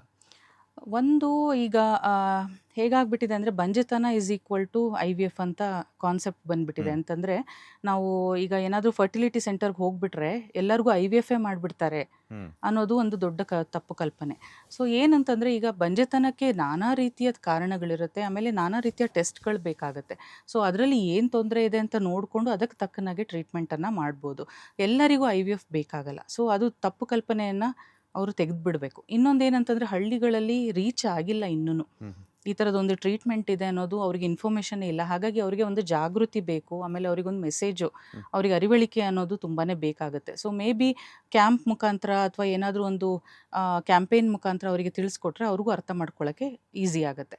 ಮತ್ತು ಈಗ ಎಲ್ಲರಿಗೂ IVF ಬೇಕಾಗಲ್ಲ, ಒಂದು ಸಣ್ಣ ಸಣ್ಣ ಟ್ರೀಟ್ಮೆಂಟು ಕೇವಲ ಲೈಫ್ ಸ್ಟೈಲ್ ಮಾಡಿಫಿಕೇಷನ್ ಮಾಡಿದ್ರೆ ಸಾಕಾಗುತ್ತೆ. ಒಳ್ಳೆಯ ಆರೋಗ್ಯಕರ ಆಹಾರ ಮತ್ತು ಡಯಟು ಮತ್ತು ಎಕ್ಸಸೈಸಿಂದನೇ ಎಷ್ಟೊಂದು ಜನಕ್ಕೆ ಮಕ್ಕಳಾಗುತ್ತೆ. ಇನ್ನು ಕೆಲವೊಬ್ಬರಿಗೆ ಜಸ್ಟ್ ಒಂದು ಸಿಂಪಲಾಗಿ ಟ್ಯಾಬ್ಲೆಟ್ಸು ಕೊಟ್ರೇ ಆಗುತ್ತೆ. ಇನ್ನು ಕೆಲವೊಬ್ರಿಗೆ IUI ಬೇಕಾಗುತ್ತೆ. ಇನ್ನು ಲಾಸ್ಟ್ ಯಾರಿಗೂ ಆಗಲಿಲ್ಲ ಅಂತಂದಾಗ IVF ಬೇಕಾಗುತ್ತೆ. ಹಾಗಾಗಿ ಈ ಒಂದು ತಪ್ಪು ಕಲ್ಪನೆ ಎಲ್ಲರಿಗೂ ಹೋಗಬೇಕು. ಸೊ ಏನೇ ತೊಂದರೆ ಇದ್ರೂ ನಿಮ್ಮ ಹತ್ತಿರದ ಸೆಂಟರ್ಗಳಿಗೆ ಹೋಗ್ಬಿಟ್ಟು ಒಂದು ಇನ್ಫಾರ್ಮೇಷನ್ ತೊಗೊಂಡ್ರೂ ಸಾಕು, ಎಷ್ಟೊಂದು ನಿಮಗೆ ಅರಿವು ಬರುತ್ತೆ ಅದ್ರ ಬಗ್ಗೆ. ಸೊ ಅದೊಂದು. ಮ್ಯಾಮ್, IUI ಅಂತ ಹೇಳಿದ್ರಿ, IUIಗೂ IVF ಏನೆಲ್ಲ ಡಿಫ್ರೆನ್ಸಸ್ ಕಾಣಬಹುದು? IUI ಅಂದರೆ ಏನು, IVFಗೆ ಏನಿದೆ ಆಗುತ್ತೆ ಅಂತ? IUI ಅಂತಂದರೆ ಇಂಟ್ರಾಯುಟ್ರೈನ್ ಇನ್ಸೆಮಿನೇಷನ್ ಅಂತ ಹೇಳ್ಬಿಟ್ಟು. ಈಗ ಮದುವೆ ಆಗಿ ಕೆಲವೇ ವರ್ಷಗಳಾಗಿದೆ, ಆದರೆ ಸ್ಪರ್ಮ್ನಲ್ಲಿ ಸ್ವಲ್ಪ ಮಾಡರೇಟ್ ಅಬ್ನಾರ್ಮಲಿಟಿ ಇದೆ, ತುಂಬ ಬ್ಯಾಡ್ ಅಬ್ನಾರ್ಮಲಿಟೀಸ್ ಇಲ್ಲ. ಆ ಥರ ಇದ್ದಾಗ ಅಂದರೆ ಸ್ವಲ್ಪ ಕೌಂಟ್ ಕಡಿಮೆ ಆಗಿದೆ, ಸ್ವಲ್ಪ ಮಾರ್ಫಾಲಜಿ ಕಡಿಮೆ ಆಗಿದೆ, ಈ ಥರದೊಂದು ಅಬ್ನಾರ್ಮಲಿಟಿ. ಆಮೇಲೆ ಒಂದೇ ಒಂದು ಫೆಲೋಪಿಯನ್ ಟ್ಯೂಬ್ ಬ್ಲಾಕ್ ಆಗಿದೆ, ಇನ್ನೊಂದು ಚೆನ್ನಾಗಿದೆ. ಆಮೇಲೆ ಒಂದು ಟ್ಯಾಬ್ಲೆಟ್ಸ್ಗಳು ಒಂದು 3-4 ಸಲ ಕೊಟ್ಟು ಓವ್ಯುಲೇಷನ್ ಆಗಿದೆ, ಆದರೆ ಅದು ಟ್ರೀಟ್ಮೆಂಟ್ ಸಕ್ಸಸ್ ಆಗಿಲ್ಲ ಅಂದಾಗ ನಾವು ನೆಕ್ಸ್ಟ್ ಸ್ಟೆಪ್ಗೆ IUIಗೆ ಹೋಗ್ಬೋದು. ಸೊ ಈ IUIಯಲ್ಲಿ ಏನು ಮಾಡ್ತೀವಿ ಅಂದರೆ ನಾವು ಹಾರ್ಮೋನಲ್ ಮಾತ್ರೆಗಳು ಅಥವಾ ಇಂಜೆಕ್ಷನ್ಸು ಎರಡು ಕಾಂಬಿನೇಷನಲ್ಲಿ ಕೊಟ್ಬಿಟ್ಟು ಎಗ್ ರಿಲೀಸ್ ಆಗೋ ಟೈಮ್ನಲ್ಲಿ ಹಸ್ಬೆಂಡು ಸೀಮನನ್ನು ಅದನ್ನು ವಾಶ್ ಮಾಡಿಬಿಟ್ಟು ಆ ಪ್ರಾಸೆಸಿಂಗ್ ಅಂತ ಮಾಡ್ತೀವಿ ಲ್ಯಾಬ್ನಲ್ಲಿ. ಸೊ ಆ ಪ್ರಾಸೆಸ್ಡ್ ಸೀಮನಲ್ಲಿ ಏನಾಗುತ್ತೆ ಅಂತಂದರೆ ಅನ್ಹೆಲ್ದಿ ಸ್ಪರ್ಮ್ಸು, ಡೆಡ್ ಸ್ಪರ್ಮ್ಸು ಈ ಥರದ್ದೆಲ್ಲ ರಿಮೂವ್ ಆಗಿಬಿಡುತ್ತೆ. ಓನ್ಲಿ ಚೆನ್ನಾಗಿರುವಂತಹ ಕ್ವಾಲಿಟಿ ಇರುವಂತಹ ಚೆನ್ನಾಗಿ ಮೂವ್ಮೆಂಟ್ ಇರುವಂತಹ ಸ್ಪರ್ಮ್ಸ್ಗಳನ್ನು ಒಂದು ಸಿರಿಂಜ್ ಮುಖಾಂತರ ಗರ್ಭಕೋಶಕ್ಕೆ ಇಂಜೆಕ್ಷನನ್ನು ಮಾಡ್ತೀವಿ ಅಷ್ಟೇ. ಬೇರೆ ಯಾವುದೇ ರೀತಿಯ ಒಂದು ಅನಸ್ಥಿಷಿಯಾ ಕೊಟ್ಟು ಯಾವುದೇ ರೀತಿಯ ಒಂದು ಸರ್ಜರಿ ಆಗಲಿ ಏನೂ ಪ್ರಕ್ರಿಯೆ ನಡೆಯೋದಿಲ್ಲ. ಹಾಗಾಗಿ it's a very simple procedure, ಯಾವುದೇ ರೀತಿಯ ಪೇಯ್ನ್ ಆಗೋದಿಲ್ಲ. ಸೊ ತಪ್ಪು ಕಲ್ಪನೆ ಅಲ್ಲೂ ಕೂಡ ಇದೆ, IUI ಅಂದರೆ ಪೇಯ್ನ್ ಆಗಿಬಿಡುತ್ತಂತೆ, ಆಪ್ರೇಷನ್ ಮಾಡಿಬಿಡ್ತಾರೆ ಅಂತ. ಸೊ ಆ ಥರದ್ದು ಏನೂ ಒಂದು ನಡೆಯೋದಿಲ್ಲ. ಸೊ ಸಕ್ಸಸ್ಸು ಒಂದು 18-20% ಇರುತ್ತೆ. ಇನ್ನು IVF ನಾನು ಮೊದಲೇ ಹೇಳ್ದಂಗೆ ಇದರಲ್ಲಿ ನಿಮಗೆ ಹಾರ್ಮೋನಲ್ ಇಂಜೆಕ್ಷನ್ಸ್ ಒಂದು 8-12 ದಿನಗಳ ಕಾಲ ತಗೊಳ್ಬೇಕಾಗತ್ತೆ. ಅದಾದ ನಂತರ ಎಗ್ ಪಿಕಪ್ ಅನ್ನುವಂಥ ಒಂದು ಸಣ್ಣ ಪ್ರೊಸೀಜರ್ ನಡೆಯುತ್ತೆ, ಅನಸ್ತಿಷ್ಯ ಕೊಟ್ಟು ಮಾಡುವಂಥದ್ದು. ಅದು ಕೂಡ ಏನು ಗಾಬರಿ ಆಗುವಂಥದ್ದಿಲ್ಲ, ವೆರಿ ಸ್ಮಾಲ್ ಪ್ರೊಸೀಜರ್. ಆವಾಗ ಏನಾಗುತ್ತೆ, ಎಗ್ಸ್ ಎಲ್ಲ ನಾವು ಹೊರಗಡೆ ತೆಕ್ಕೊಂಡಾಗ ಲ್ಯಾಬ್ನಲ್ಲಿ ಪ್ರತಿಯೊಂದು ಎಗ್ಗಿಗೂ ಹಸ್ಬೆಂಡ್ದು ಸ್ಪರ್ಮ್ ಅಥವಾ ಅವರು ಒಪ್ಪಿಗೆ ಕೊಟ್ಟಲ್ಲಿ ಡೋನರ್ದು ಸ್ಪರ್ಮ್ ಇದನ್ನು ಇಂಜೆಕ್ಟ್ ಮಾಡಿಬಿಟ್ಟು ಫರ್ಟಿಲೈಸ್ ಮಾಡ್ತೀವಿ. ಆ ಭ್ರೂಣವನ್ನು ಲೇಡಿಯ ಗರ್ಭಕೋಶದೊಳಗಡೆ ಟ್ರಾನ್ಸ್ಫರ್ ಮಾಡೋದು. ಸೊ ಎರಡು ಬೇರೆ ಬೇರೆ. ಇದ್ರದ್ದು ಸಕ್ಸಸ್ಸು ನಿಮಗೆ 70% ಇರುತ್ತೆ. ಈ ಟೈಮ್ ಡ್ಯೂರೇಷನ್ ಅನ್ನೋದು ಎಷ್ಟು ಬೇಕಾಗಬಹುದು ಇದಕ್ಕೆ ಅಂತ? ಟೈಮ್ ಡ್ಯೂರೇಷನ್ ಅಂತಂದರೆ ಈಗ IUI ಸೈಕಲ್ ಆಗಲಿ ಅಥವಾ IVF ಸೈಕಲ್ ಆಗಲಿ ಒಂದು 15ರಿಂದ ಒಂದು 17 ದಿನ ಬೇಕಾಗತ್ತೆ ಈ ಥರ. ಎಸ್ ಮ್ಯಾಮ್, ಈಗ 35 to 40 ಅಂತಂದ್ರೇ ಮಕ್ಕಳಾಗಲ್ಲ ಅನ್ನುವಂಥದ್ದು. ಯಾಕಂತಂದರೆ ನೀವು ಸ್ಟಾರ್ಟಿಂಗೇ ಕೂಡ ಹೇಳಿದ್ರಿ ನನಗೆ, ಸಾಕಷ್ಟು ಜನ ನಾವು ಲೈಫ್ನ ಲೀಡ್ ಮಾಡ್ತಿರುವಂಥದ್ದಾಗಿರ್ಬೋದು, ವರ್ಕಿಂಗ್ ಅವರ್ಸ್ ಆಗಿರ್ಬೋದು, IT ಸೆಕ್ಟರಲ್ಲಿ ಆ ಸ್ಟ್ರೆಸ್ನ ತೊಗೊಳ್ತಿರ್ಬೇಕು ಅಂತಂದಾಗ ಮಕ್ಕಳಾಗುವಂಥ ಚಾನ್ಸಸ್ ತುಂಬ ಕ್ಷೀಣಿಸ್ತಾ ಇದೆ. ಯಾಕಂತಂದರೆ ಹೆಣ್ಮಕ್ಳು ಮೊದಲೇ ಫುಡ್ ಕನ್ಸಂಪ್ಷನ್ ಮಾಡೋದ್ರಲ್ಲಿ ಜಂಕ್ ಫುಡ್ಗೆ ಅಡಿಕ್ಟ್ ಆಗ್ತಿದ್ದಾರೆ. ಅಂಥದ್ರಲ್ಲಿ ಹೆಲ್ತ್ ಕಡೆ ಕಾನ್ಸಂಟ್ರೇಷನ್ ಮಾಡ್ತಿಲ್ಲ ಆ್ಯಂಡ್ ಪ್ರಾಪರ್ ಎಕ್ಸಸೈಸ್ ಅನ್ನೋದು ಸಿಗ್ತಾ ಇಲ್ಲ. ಈ 40 ಅಥವಾ 35 ಆದಮೇಲೆ ಸೊ IVFಗೆ ಮಹಿಳೆಯರು ಅರ್ಹರಾಗ್ತಾರಾ ಅನ್ನುವಂಥದ್ದು, ಅಥವಾ ಅಂಥ ಮಹಿಳೆಯರು ಆಫ್ಟರ್ 35 ಆದಂತಹ ಏಜ್ ಆಗಿರುವಂಥ ಮಹಿಳೆಯರು IVF ಟ್ರೀಟ್ಮೆಂಟ್ ತಗೋಬಹುದಾ ಅಂತ? ಖಂಡಿತ ತಗೊಳ್ಬೋದು. ಈಗ 35-40 ವರ್ಷದ ಮಹಿಳೆಯರು ಯಾರಾದರೂ ಬಂದರೆ, ಈಗ ನಮಗೆ ಏನು ಇಂಪಾರ್ಟೆಂಟ್ ಆಗುತ್ತೆ ಅಂದರೆ ಅವ್ರ ಮದುವೆಗೆ ಎಷ್ಟು ವರ್ಷ ಆಗಿದೆ, ಫಸ್ಟ್ ಮ್ಯಾರೇಜೋ ಸೆಕೆಂಡ್ ಮ್ಯಾರೇಜೋ, ಮುಂಚೆ ಮ್ಯಾರೇಜ್ ಆಗಿದ್ದರೆ ಅದಕ್ಕೆ ಅವರಲ್ಲಿ ಮಕ್ಕಳಿತ್ತ, ಆ ಥರ ಎಲ್ಲ, ಮತ್ತು ಹಸ್ಬೆಂಡ್ದು ಪ್ರೊಫೈಲ್ ಕೂಡ ಏನಾದ್ರು ತೊಂದರೆಗಳಿದೆಯಾ ಅಂತ ಮ್ಯಾಟರ್ ಆಗುತ್ತೆ. ಅದಾದ ನಂತರ ಏನಾದರೂ ಫೆಲೋಪಿಯನ್ ಟ್ಯೂಬ್ ಬ್ಲಾಕ್ ಇದೆಯಾ ಅಥವಾ ಬೇರೆ ಎಗ್ ರಿಸರ್ವ್ ಹೇಗಿದೆ ಅದೆಲ್ಲನೂ ಇಂಪಾರ್ಟೆಂಟ್ ಆಗುತ್ತೆ. ಸೊ ಅಕಸ್ಮಾತು ಎಗ್ ರಿಸರ್ವ್ ತುಂಬ ಇಲ್ಲವೇ ಇಲ್ಲ ಅಂತಂದಾಗ ಸೊ ನಾವು ಡೈರೆಕ್ಟ್ IVFನ್ನು ಸಜೆಸ್ಟ್ ಮಾಡೋದು ಒಳ್ಳೆಯದು. ಸೊ ಅವ್ರದ್ದೇ ಮೊಟ್ಟೆ ಉಪಯೋಗಿಸ್ಕೊಂಡು IVF ಮಾಡ್ಕೊಳ್ಳೋದಾದರೆ ಖಂಡಿತ ಮಾಡ್ಕೊಳ್ಬೋದು. ಅಕಸ್ಮಾತ್ ಎಗ್ ನಂಬರ್ಸ್ ಇಲ್ಲವೇ ಇಲ್ಲ, ಏನೂ ಇಲ್ಲವೇ ಇಲ್ಲ ಅಂತಂದಾಗ ಆವಾಗ ಡೋನರ್ದು ಎಗ್ಗು ಬೇಕಾಗ್ಬೋದು. ಡೋನರ್ ಎಗ್ಗು ಮತ್ತು ಹಸ್ಬೆಂಡ್ ಸ್ಪರ್ಮ್ ಮುಖಾಂತರ IVFನ್ನು ಮಾಡ್ಕೊಳ್ಬೋದು. ಎಸ್ ಮ್ಯಾಮ್, ರೀಸೆಂಟಾಗಿ ನಮಗೆ ಗೊತ್ತಿರೋ ಹಾಗೆಯೇ ಭಾವನಾ ರಾಮಣ್ಣ ಅವರು ಕೂಡ IVF ಟ್ರೀಟ್ಮೆಂಟನ್ನು ತಗೊಳ್ತಾರೆ. ಸೊ ಅವಳಿ ಮತ್ತು ಜವಳಿ ಮಕ್ಕಳು ಆಗುತ್ತೆ ಅಂತ ಹೇಳ್ಬಿಟ್ಟು ಇನ್ಫಾರ್ಮೇಷನ್ ಇತ್ತು. ಸೊ ಅಂಥ ಒಂದು ಸಂದರ್ಭದಲ್ಲಿ ಏನಾಗುತ್ತೆ ಅಂತಂದರೆ ಒಂದು ಮಗು ಮಾತ್ರ ಬದುಕುಳಿಯುತ್ತೆ, ಇನ್ನೊಂದು ಮಗು ಆ ಒಂದು ಡೆಲಿವರಿ ಸಂದರ್ಭದಲ್ಲಿ ಡೆತ್ ಆಗುತ್ತೆ. ಈ ಟ್ವಿನ್ಸ್ ಆಗ್ತಾರ IVF ಅನ್ನುವಂಥದ್ದಕ್ಕೆ ಎಕ್ಸಾಂಪಲ್ ನಮ್ಗೆ ಸಿಕ್ಕಿದೆ, ಆಗಬಹುದು ಅಂತ. ಬಟ್ ಈ ಭಾವನಾ ರಾಮಣ್ಣ ಅವರ ಕೇಸಲ್ಲಿ ಆದಂಗೆ ಏನಾದರೂ ಮಗು ಡೆತ್ ಆಗೋದಕ್ಕೆ ಕಾರಣ ಏನು? ಟ್ವಿನ್ಸ್ ಆಗಿರ್ಬೋದು ಅಥವಾ ತ್ರಿವಳಿ ಮಕ್ಕಳಾಗುವಂಥ ಸಂದರ್ಭದಲ್ಲಿ ಮಗು ಡೆತ್ ಆಗೋದಕ್ಕೆ ಏನಾದರೂ ಅವ್ರೇನಾದ್ರೂ ಫಾಲೋ ಮಾಡ್ತಿರುವಂಥ ಡಯಟಲ್ಲಿ ಚೇಂಜ್ ಆಗಿರುತ್ತಾ, ಅಥವಾ ಏನಾದ್ರೂ ಮಿಸ್ಮ್ಯಾಚ್ ಆಗಿರುತ್ತಾ, ಅಥವಾ ಫುಡ್ಡಲ್ಲಿ ಆಗಿರ್ಬೋದು ಅಥವಾ ಟ್ಯಾಬ್ಲೆಟ್ಸ್ ಅಥವಾ ಟ್ರೀಟ್ಮೆಂಟಲ್ಲಿ ಅಂತ? ಅವರದ್ದು ಏನು ತೊಂದರೆ ಆಯಿತು ಅಂತ ನನಗೆ ಗೊತ್ತಿಲ್ಲ. ಬಟ್ ಈಗ ಅವಳಿ ಮತ್ತು ತ್ರಿವಳಿಗಳು ಆಗೋ ಸಾಧ್ಯತೆ ಇರುತ್ತೆ IVF ಟ್ರೀಟ್ಮೆಂಟ್ನಲ್ಲಿ. ಬಟ್ 5-10% ಅಷ್ಟೇ ಇರುತ್ತೆ. ಅಂದರೆ ಈಗ ನಾರ್ಮಲ್ಲಾಗಿ ಕನ್ಸೀವ್ ಆಗೋರ್ಗು ಅವಳಿ ತ್ರಿವಳಿ ಆಗೋ ಚಾನ್ಸಸ್ ಇರುತ್ತೆ. ಬಟ್ ಅದಕ್ಕಿಂತ ಒಂದು 5-10% IVF ಮಾಡಿದಾಗ ಜಾಸ್ತಿ ಇರುತ್ತೆ. ಬಟ್ ಈಗ ನಾವು ತುಂಬ ಟೆಕ್ನಾಲಜಿ ಅಡ್ವಾನ್ಸ್ ಆದಂಗೆ ಮುಂಚೆ ನಾವು ಹೆಚ್ಚಿಗೆ ಭ್ರೂಣವನ್ನು ವರ್ಗಾವಣೆ ಮಾಡ್ತಾಯಿದ್ವಿ, ಯಾಕಂದರೆ ಸಕ್ಸಸ್ ಬರಲಿ ಅಂತ ಹೇಳ್ಬಿಟ್ಟು. ಬಟ್ ಈಗ ಏನಾಗಿದೆ ಅಂತಂದರೆ ನಮ್ಮ IVF ಟೆಕ್ನಾಲಜಿನಲ್ಲಿ ತುಂಬ ಮುಂದುವರೆದಂಗೆ ನಮ್ಮ ಲ್ಯಾಬ್ ಟೆಕ್ನಾಲಜಿ ಕೂಡ ತುಂಬ ಮುಂದುವರೆದಿದೆ. ಹಾಗಾಗಿ ಭ್ರೂಣದ ಕ್ವಾಲಿಟಿಗಳು ತುಂಬ ಚೆನ್ನಾಗಿರುತ್ತೆ. ಹಾಗಾಗಿ ನಾವು Day 5 ಎಂಬ್ರಿಯೋ ಟ್ರಾನ್ಸ್ಫರ್ ಮಾಡೋದಾದರೆ ನಾವು ಯೂಶಲಿ ಈಗ ಟ್ರೆಂಡ್ ಇರೋದೇನೆಂದರೆ ಸಿಂಗಲ್ ಎಂಬ್ರಿಯೋವನ್ನು ಟ್ರಾನ್ಸ್ಫರ್ ಮಾಡ್ತೀವಿ. ಸೊ ಸಿಂಗಲ್ ಎಂಬ್ರಿಯೋ ಟ್ರಾನ್ಸ್ಫರ್ ಮಾಡಿದಾಗ ಅವಳಿ ತ್ರಿವಳಿ ಆಗೋ ಚಾನ್ಸಸ್ ತುಂಬ ಕಡಿಮೆ. ಅದೇ Day 3 ಎಂಬ್ರಿಯೋನ ಟ್ರಾನ್ಸ್ಫರ್ ಮಾಡಿದಾಗ 2-3 ಎಂಬ್ರಿಯೋಸ್ನ ಟ್ರಾನ್ಸ್ಫರ್ ಮಾಡ್ತೀವಿ, ಆಗ ನಿಮಗೆ ಅವಳಿ ತ್ರಿವಳಿ ಆಗೋ ಚಾನ್ಸಸ್ ಇರುತ್ತೆ. ಸೊ ಈಗ ತ್ರಿವಳಿ ಆಯಿತು ಅಂತಂದರೆ ನಿಮಗೆ ಫೀಟಲ್ ರಿಡಕ್ಷನ್ ಅಂತ ಒಂದು ಪ್ರೊಸೀಜರ್ ಇರುತ್ತೆ. ಪ್ರೆಗ್ನೆಂಟ್ ಆದಮೇಲೆ 3 ಭ್ರೂಣವನ್ನು ನೀವು ಒಂದು ಸಣ್ಣ ಪ್ರೊಸೀಜರ್ ಮುಖಾಂತರ 2 ಭ್ರೂಣಕ್ಕೆ ಅದನ್ನು ರೆಡ್ಯೂಸ್ ಮಾಡ್ಕೊಳ್ಳುವಂಥ ಒಂದು ಆಪ್ಷನ್ ಇದೆ, ಸಣ್ಣ ಸರ್ಜರಿ ಮುಖಾಂತರ. ಸೊ ಆ ಟ್ವಿನ್ಸ್ ಇರುವಂಥದ್ದು ಅದು ಯಾವ ರೀತಿ ಟ್ವಿನ್ಸ್ ಫಾರ್ಮೇಷನ್ ಆಗಿದೆ ಅನ್ನೋಂಥದ್ದು ಮ್ಯಾಟರ್ ಆಗುತ್ತೆ. ಈಗ ಒಂದೇ ಸ್ಯಾಕ್ನಲ್ಲಿ 2 ಅವಳಿಗಳು ಇದ್ದಾರೆ ಅಂತಂದರೆ ಆವಾಗ ಕಾಂಪ್ಲಿಕೇಶನ್ಸ್ ಜಾಸ್ತಿ ಆಗುತ್ತೆ. ಸೊ ಹೋಗ್ತಾ ಹೋಗ್ತಾ ಪ್ರೀಟರ್ಮ್ ಡೆಲಿವರಿಗಳು ಬೇಗ ಆಗುತ್ತೆ, 8 ತಿಂಗಳಿಗೇ ಹೆರಿಗೆ ಆಗೋಗುತ್ತೆ. ಆಮೇಲೆ ಒಂದೇ ಪ್ಲಾಸಂಟನ ಹಂಚ್ಕೊಳ್ಳೋದ್ರಿಂದ ಸೊ ಒಂದು ಮಗು ದಪ್ಪವಾಗಿ ಹುಟ್ಟುತ್ತೆ, ಇನ್ನೊಂದು ಮಗು ವೆಯ್ಟ್ ಲಾಸ್ ಆಗುತ್ತೆ, ಈ ಥರ ಎಲ್ಲ ಇರುತ್ತೆ. ಆಮೇಲೆ ವಾಟರ್ ಕಂಟೆಂಟಲ್ಲಿ ಸಮಸ್ಯೆಗಳಾಗುತ್ತೆ, ಹೀಗೆಲ್ಲ ತೊಂದರೆಗಳಾಗುತ್ತೆ. ಅದೇ 2 ಅವಳಿಗಳು ಬೇರೆ ಬೇರೆ ಸ್ಯಾಕ್ನಲ್ಲಿ ವಾಟರ್ ಬ್ಯಾಗಲ್ಲಿ ಇದ್ದಾಗ ಕಾಂಪ್ಲಿಕೇಶನ್ಸ್ ಅಷ್ಟೊಂದು ಹೆಚ್ಚಿಗೆ ಆಗೋದಿಲ್ಲ. ಯೂಶಲಿ ಒಂದು 8.5ರಿಂದ 9 ತಿಂಗಳವರೆಗೂ ಈ ಪ್ರೆಗ್ನೆನ್ಸಿ ಮುಂದೂಡ್ಬೋದು, ಯಾವುದೇ ರೀತಿಯ ತೊಂದರೆಗಳು ಆಗೋದಿಲ್ಲ. ಓಕೆ, ಈಗ ಒಂದಷ್ಟು ಸಮಸ್ಯೆಗಳ ಬಗ್ಗೆ ಹೇಳಿದರೆ ಅದನ್ನು ನಾವು ಪ್ರಾಬ್ಲಮ್ನ ಸಾಲ್ವ್ ಮಾಡ್ಕೋಬೇಕು ಅಂದಾಗ ಏನಾದರೂ ಮುಂಜಾಗ್ರತಾ ಕ್ರಮಗಳನ್ನು ತಗೋಬಹುದಾ ಅಂತ? ಮುಂಜಾಗ್ರತಾ ಕ್ರಮ ಒಳಗಡೆ ಅದು ಹೇಗೆ ಡಿವಿಷನ್ ಆಗುತ್ತೆ ಅನ್ನೋಂಥದ್ದು ಭ್ರೂಣ ಟ್ರಾನ್ಸ್ಫರ್ ಆದಮೇಲೆ ಅದು ಗೊತ್ತಾಗೋದಿಲ್ಲ. ಹಾಗಾಗಿ ನಮ್ಮ ಕೈಯಲ್ಲೂ ಇರೋದಿಲ್ಲ. ಸೊ ನಾವು ಅದು ಪ್ರಿಕಾಷನರಿಯಾಗಿ ಒಂದೇ ಸಿಂಗಲ್ ಎಂಬ್ರಿಯೋವನ್ನು ಟ್ರಾನ್ಸ್ಫರ್ ಮಾಡಿದ್ರೆ ಸೊ ನೀವು ಆ ಪ್ರಿಕಾಷನನ್ನು ಮುಂಚೆನೇ ತೊಗೊಂಡ್ಬಿಟ್ಟು ಆ ತೊಂದರೆಗಳನ್ನು ಅವಾಯ್ಡ್ ಮಾಡ್ಕೋಬೋದು. ಇನ್ನು ಅದೇ ನಾನು ಹೇಳ್ದಂಗೆ 12ನೇ ವಾರ ಅಥವಾ 15ನೇ ವಾರದಲ್ಲಿ ನಿಮಗೆ ಫೀಟಲ್ ರಿಡಕ್ಷನ್ ಪ್ರೊಸೀಜರ್ ಬರುತ್ತೆ. ಅದರಿಂದನೂ ನೀವು ಈ ಸಮಸ್ಯೆಯನ್ನು ಬಗೆಹರಿಸ್ಕೊಳ್ಬೋದು. ಎಸ್ ಮ್ಯಾಮ್, ಆಗಲೇ ಮಾತಾಡ್ತಾ ನೀವು ಹೇಳ್ತಾ ಇದ್ರಿ ಪಿ ಸಿ ಓಡಿಗೆ ಬಂದಾಗ ಈ ಮೀಸೆ ಬೆಳೆಯುವಂಥದ್ದಾಗಿರ್ಬೋದು, ಬಿಯರ್ಡ್ ಬೆಳೆಯುವಂಥದ್ದಾಗಿರ್ಬೋದು, ಹೆಣ್ಮಕ್ಳಲ್ಲಿ ಕಂಡುಬರುತ್ತೆ ಅನ್ನುವಂಥದ್ದು. ಈ ಐ ವಿ ಎಫ್ನಿಂದ ಲೈಂಗಿಕ ಸಮಸ್ಯೆ ಆಗಿರ್ಬೋದು, ಮಾನಸಿಕ ಒತ್ತಡ ಅಥವಾ ದೈಹಿಕ ಪ್ರಾಬ್ಲಮ್ಸ್ ಏನಾದರೂ ಬರುತ್ತಾ ಹೆಣ್ಮಕ್ಳಿಗೆ ಅಂತ, ಅಥವಾ ಸೆಕ್ಷುಯಲ್ ಪ್ರಾಬ್ಲಮ್ಸ್ ಏನಾದರೂ ಆಗುತ್ತಾ ಅಂತ? ಐ ವಿ ಎಫ್ನಿಂದ ಸೆಕ್ಷುವಲ್ ಪ್ರಾಬ್ಲಮ್ಸ್ ಬರೋದಿಲ್ಲ. ಸೊ ಆ್ಯಕ್ಚುಲಿ ಯಾರು ಬಂಜೆತನ ಇದೆ, ಯಾರು ಮಕ್ಕಳಾಗಲಿಕ್ಕೆ ಟ್ರೈ ಮಾಡ್ತಾ ಇರ್ತಾರೆ, ಸೊ ಅವರಿಗೆ ತುಂಬ ಅತಿಯಾದ ಸ್ಟ್ರೆಸ್ ಇರುತ್ತೆ, ಒತ್ತಡ ಇರುತ್ತೆ ಫ್ಯಾಮಿಲಿಯಿಂದ. ಆಮೇಲೆ ಬೇಗ ಮಗು ಆಗಬೇಕು ಟೆನ್ಷನ್ನು, ಆಮೇಲೆ ವರ್ಕಿಂಗ್ ವುಮೆನ್ ಇರೋದ್ರಿಂದ ಅವ್ರಿಗೆ ಅಲ್ಲಿ ಕರಿಯರ್ನು ಬ್ಯಾಲೆನ್ಸ್ ಮಾಡಬೇಕು, ಮತ್ತು ಇದನ್ನು ಕೂಡ ಲೀವ್ ಅಪ್ಲೈ ಮಾಡಿಕೊಂಡು ಟ್ರೀಟ್ಮೆಂಟ್ಸಿಗೆ ಬರಬೇಕು, ಆ ಒತ್ತಡ ಕೂಡ ಇರುತ್ತೆ. ಆಮೇಲೆ ಏನೋ ಹಸ್ಬೆಂಡ್ ವೈಫಲ್ಲಿ ಈಗೋ ಇಶ್ಯೂಸ್ ಕ್ಲಾಶಸ್ ಇರುತ್ತೆ. ನಿನ್ನಿಂದನೇ ಮಗು ಆಗಲಿಲ್ಲ ಅಂತ ಒಬ್ರನ್ನೊಬ್ರು ದೂಷಿಸ್ಕೊಳ್ಳೋದು, ಈ ಥರದ ತೊಂದರೆಗಳು, ಒತ್ತಡಗಳು ತುಂಬ ಇರುತ್ತೆ. ಸೊ ಅದನ್ನು ನಾವು ಕೌನ್ಸಿಲರ್ ಮುಖಾಂತರ ನಾವು ಅವರಿಗೆ ಒಂದು ಕೌನ್ಸಿಲಿಂಗನ್ನು ಕೊಟ್ಟು ಮೆಡಿಟೇಷನ್ನು ಈ ಥರ ಥೆರಪಿಗಳನ್ನು ಕೊಟ್ಟಾಗ ಆ ಒತ್ತಡವನ್ನು ನಾವು ಓವರ್ಕಮ್ ಮಾಡ್ಬೋದು. ಮತ್ತು ಮುಂಜಾಗ್ರತಾ ಕ್ರಮವಾಗಿ ಕೆಲವು ಟ್ಯಾಬ್ಲೆಟ್ಸ್ಗಳನ್ನು ಅವ್ರಿಗೆ ಪ್ರಿಸ್ಕ್ರೈಬ್ ಮಾಡಿದ್ರೆ ಸೊ ಅದರಿಂದ ಅವರ ಓವರ್ ಆಲ್ ಬಾಡಿ ಮತ್ತು ಮೆಟಬಾಲಿಸಮ್ ಕೂಡ ಇದಾಗುತ್ತೆ. ಮತ್ತು ಲೈಂಗಿಕ ಕ್ರಿಯೆ ಅಂತಂದರೆ ಈಗ ಈ ಒತ್ತಡದಲ್ಲಿ ಹಸ್ಬೆಂಡು ಬೆಳಗ್ಗೆ ಹೋಗ್ತಾರೆ ಡ್ಯೂಟಿಗೆ, ವೈಫು ರಾತ್ರಿ ಹೋಗ್ತಾರೆ. ಹಾಗಾಗಿ ಇಬ್ಬರು ಮೀಟೇ ಆಗೋದಿಲ್ಲ. ಹಾಗಾಗಿ ಅವರಿಗೆ ಲೈಂಗಿಕ ಕ್ರಿಯೆ ಮಾಡಲಿಕ್ಕೆ ಟೈಮೂ ಇಲ್ಲ, ಆಮೇಲೆ ಎಲ್ಲ ಒತ್ತಡದಲ್ಲೇ ತೊಂದರೆಗಳು. ಹಾಗಾಗಿ ಗಂಡಸರಲ್ಲಿ ಲೈಂಗಿಕ ದೌರ್ಬಲ್ಯ ಇವೆಲ್ಲನೂ ಕಾಣಿಸ್ಕೊಳ್ಳುತ್ತೆ. ಮತ್ತು ಹೆಂಗಸರಲ್ಲೂ ಕೂಡ ವೆಜೈನಿಸ್ಮಸ್ ಅಂತ ಹೇಳ್ತೀವಿ. ಅಂದರೆ ಅವ್ರಿಗೆ ಗೊತ್ತಿಲ್ಲದೇನೆ ಅವರ ವೆಜೈನಲ್ ಮಸಲ್ಸ್ ಕಾಂಟ್ರಾಕ್ಟ್ ಆಗೋಕ್ಕೆ ಶುರುವಾಗುತ್ತೆ. ಅದರಿಂದ ಅವ್ರಿಗೆ ನಾರ್ಮಲ್ಲಾಗಿ ಸಂಭೋಗ ಕ್ರಿಯೆ ಮಾಡಲಿಕ್ಕೆ ತೊಂದರೆ ಆಗುತ್ತೆ. ಸೊ ಇದೆಲ್ಲನೂ ಅವ್ರಿಗೆ ಈ ಸ್ಟ್ರೆಸ್ಸು ಮತ್ತು ಬೇರೆ ಬೇರೆ ರೀಸನ್ಸಿಂದ ಬರ್ತಕ್ಕಂಥದ್ದು. ಬಟ್ ಐ ವಿ ಎಫಿಂದ ಇದು ಬರೋದಿಲ್ಲ. ಸೊ ಅದು ಏನು ತೊಂದರೆ ಇದು ಮಾಡ್ಕೊಳ್ಳೋದು ಬೇಕಾಗಿಲ್ಲ.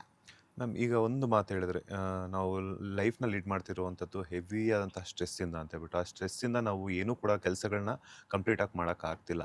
ಸೊ ಗಂಡ ಹೆಂಡ್ತಿ ಅಕ್ಕಪಕ್ಕ ಇದ್ರೂ ಕೂಡ ಮಾತನಾಡ್ಕೊಳ್ಳೋದಕ್ಕೂ ಅಂತ ಟೈಮ್ ಸಿಗ್ತಿಲ್ಲ. ಅಂಥ ಒಂದು ಸಂದರ್ಭದಲ್ಲಿ ಇನ್ನು ಅವರು ಸೆಕ್ಷುಯಲಿ ಒಂದಾಗಬೇಕು ಅಂದರೆ ತುಂಬ ಕಷ್ಟ ಆಗುತ್ತೆ. ಸೊ ಈ ಗಂಡು ಮಕ್ಕಳಲ್ಲಿ ಈ ಸ್ಪರ್ಮ್ ಕ್ವಾಲಿಟಿ ಅನ್ನೋದು ಈ ಐ ವಿ ಎಫ್ಗೆ ಅಂತ ಹೇಳ್ಬಿಟ್ಟು ಒಂದಷ್ಟು ಯುವತಿಯರು ಮೊಟ್ಟೆಗಳನ್ನು ಸಂಗ್ರಹಣೆ ಮಾಡಿದಾಗ ಈ ಗಂಡು ಮಕ್ಕಳ ಒಂದು ಸ್ಪರ್ಮ್ ಕ್ವಾಲಿಟಿ ಅನ್ನೋದು ಎಷ್ಟಿರಬೇಕು, ಅಂಡ್ ಹಾಗೆಯೇ ಅವರ ಒಂದು ಹೆಲ್ತ್ ಯಾವ ರೀತಿ ಇರಬೇಕು ಅನ್ನುವಂಥದ್ದು? ಲೈಫ್ ಸ್ಟೈಲು ಹೆಣ್ಮಕ್ಳಿಗೆ ಮಾತ್ರ ಅಲ್ಲ, ಗಂಡು ಮಕ್ಳಿಗೂ ಕೂಡ ಅನ್ವಯ ಆಗುತ್ತೆ. ಸೊ ಅವರಿಗೂ 40 ವರ್ಷ ಮೇಲ್ಪಟ್ಟರೆ ಅವ್ರದ್ದು ಕೂಡ ಸ್ಪರ್ಮ್ ಅಬ್ನಾರ್ಮಲಿಟೀಸ್ ತುಂಬಾ ಜಾಸ್ತಿ ಆಗುತ್ತೆ. ಸೊ ಸ್ಪರ್ಮ್ಸು ಅಕಸ್ಮಾತ್ ವಾಲ್ಯೂಮ್ ಬರ್ದೇ ಇರ್ಬೋದು. ಆಮೇಲೆ ಅವರಿಗೆ ಎರೆಕ್ಷನ್ ಮತ್ತು ಇಜಾಕ್ಯುಲೇಷನ್ನಲ್ಲಿ ತೊಂದರೆಗಳಾಗುತ್ತೆ, ಲೈಂಗಿಕ ಕ್ರಿಯೆಯಲ್ಲಿ ತೊಂದರೆಗಳಾಗುತ್ತೆ.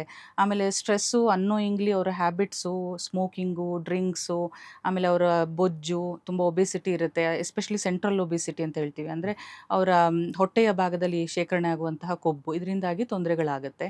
ಮತ್ತು ಕೆಲವೊಮ್ಮೆ ಡ್ರಗ್ಸ್ ಹ್ಯಾಬಿಟ್ ಇರ್ಬೋದು. ಆಮೇಲೆ ಈಗೆಲ್ಲ ತುಂಬ ಟ್ರೆಂಡ್ ಅಂದರೆ ಜಿಮ್ಗೆ ಹೋಗ್ತಾರೆ, ಜಿಮ್ ಸಪ್ಲಿಮೆಂಟ್ಸ್ ತೊಗೊಳ್ತಾರೆ. ಸೊ ಅದರಿಂದನೂ ಇಂಡೈರೆಕ್ಟ್ಲಿ ಅವರ ಸ್ಪರ್ಮ್ ಅಬ್ನಾರ್ಮ್ಯಾಲಿಟೀಸು ಜಾಸ್ತಿ ಆಗ್ಬೋದು. ಆಮೇಲೆ ಅತಿಯಾದ ವರ್ಕೌಟ್ ಜಿಮ್ನಲ್ಲಿ, ಇದರಿಂದ ಕೂಡ ಮಸಲ್ಸ್ ಫೆಟಿಗ್ ಆಗುತ್ತೆ, ಆಮೇಲೆ ತೊಂದರೆಗಳಾಗುತ್ತೆ. ಹಾಗಾಗಿ ಅತಿಯಾಗಿ ಏನು ಮಾಡ್ಬೋದು, ಎಲ್ಲನೂ ಮಾಡರೇಷನಲ್ಲಿ ಮಾಡಿದರೆ ಒಳ್ಳೆಯದು. ಸೊ ಅದು ಕೂಡ ಸ್ಪರ್ಮ್ DFI ಅಂತ ಹೇಳ್ತೀವಿ. ಸೊ DNA ಫ್ರಾಗ್ಮೆಂಟೇಷನ್ ಅಂದರೆ ಸ್ಪರ್ಮ್ದು DNA ಬ್ರೇಕ್ ಆಗೋಕ್ಕೆ ಶುರುವಾಗುತ್ತೆ. ಸೊ ಈ ಥರ ಎಲ್ಲ ತೊಂದರೆಗಳು ಸ್ಟಾರ್ಟ್ ಆಗುತ್ತೆ. ಸೊ ಅವ್ರಿಗೆ ಸ್ಪರ್ಮ್ ನಾರ್ಮಲ್ ಆಗಿದೆ, ಹೆಲ್ದಿಯಾಗಿದೆ ಅನ್ನೋದಕ್ಕೆ ಅಟ್ಲೀಸ್ಟ್ ಕ್ವಾಂಟಿಟಿ 1 ml ಇರಬೇಕು. ಅಟ್ಲೀಸ್ಟ್ ಒಂದು 16 ಮಿಲಿಯನ್ ಮೇಲೆ ಇರಬೇಕು ಅವ್ರು ಕೊಟ್ಟಂಥ ಸ್ಯಾಂಪಲ್ನಲ್ಲಿ. ಆಮೇಲೆ ಒಂದು ಮೊಟಿಲಿಟಿ ಅಟ್ಲೀಸ್ಟ್ ಒಂದು 42% ಮೇಲೆ ಇರಬೇಕು. ಮತ್ತು ಪ್ರೋಗ್ರೆಸಿವ್ ಮೊಟಿಲಿಟಿ ಅಟ್ಲೀಸ್ಟ್ 40% ಮೇಲೆ ಇರಬೇಕು. ಮತ್ತು ನಾರ್ಮಲ್ ಫಾರ್ಮ್ಸ್ ಅಂತಂದರೆ ಅದಕ್ಕೆ ತಲೆ, ಬಾಡಿ ಮತ್ತು ಬಾಲ ಇರುತ್ತೆ, ಅದು 4% ಮೇಲೆ ಇರಬೇಕು. ಸೊ ಹೀಗಿದ್ದರೆ ಅದು ನಾರ್ಮಲ್ ಸೆಮನ್ ಅಂತ ಅನ್ಸ್ಕೊಳತ್ತೆ. ಇದು ಆ್ಯಸ್ ಫಾರ್ ಜನರಲ್ ನಾಲೆಡ್ಜ್ಗೋಸ್ಕರ ಕೇಳ್ತಾ ಇರುವಂಥದ್ದು.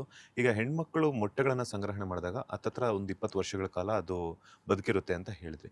ಈ ಗಂಡು ಮಕ್ಕಳಲ್ಲಿ ಈ ಸ್ಪರ್ಮನ್ನು ನಾವು ತಗೊಂಡಾಗ ಅದು ಎಷ್ಟು ದಿನಗಳ ಕಾಲ ಬಾಳಿಕೆಗೆ ಬರುತ್ತೆ ಅಂತ, ಯೂಸ್ ಮಾಡಬಹುದು ಅಂತ ಏನಾದರೂ ಇದೆಯಾ, ಅಥವಾ ಪರ್ಟಿಕ್ಯುಲರ್ ಡ್ಯೂರೇಷನ್ ಅಂತ ಏನಾದರೂ ಇದೆಯಾ ಅದಕ್ಕೂ ಅಂತ?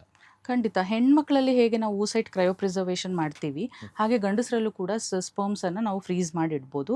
ಸೊ ಅಕಸ್ಮಾತ್ ಈಗ ಆಲ್ರೆಡಿ ಅವ್ರಿಗೆ ಏನಾದ್ರು ತುಂಬ ತೊಂದರೆಗಳಿದೆ, ಅಂದರೆ 7 ಪ್ಯಾರಾಮೀಟರ್ಸ್ ಅಬ್ನಾರ್ಮಲ್ ಬಂದಿದೆ ಅಂತಂದರೆ, ಸೊ ಅವ್ರು ಈಗಲೇ ಮದುವೆ ಮಾಡ್ಕೊಳ್ತಾ ಇಲ್ಲ ಅಂತಂದರೆ ಅವ್ರು ಖಂಡಿತ ಬಂದುಬಿಟ್ಟು ಒಂದು ಅಥವಾ 2 7 ಸ್ಯಾಂಪಲನ್ನು ಫ್ರೀಸ್ ಮಾಡಿಸಿ ಹೋಗ್ಬೋದು.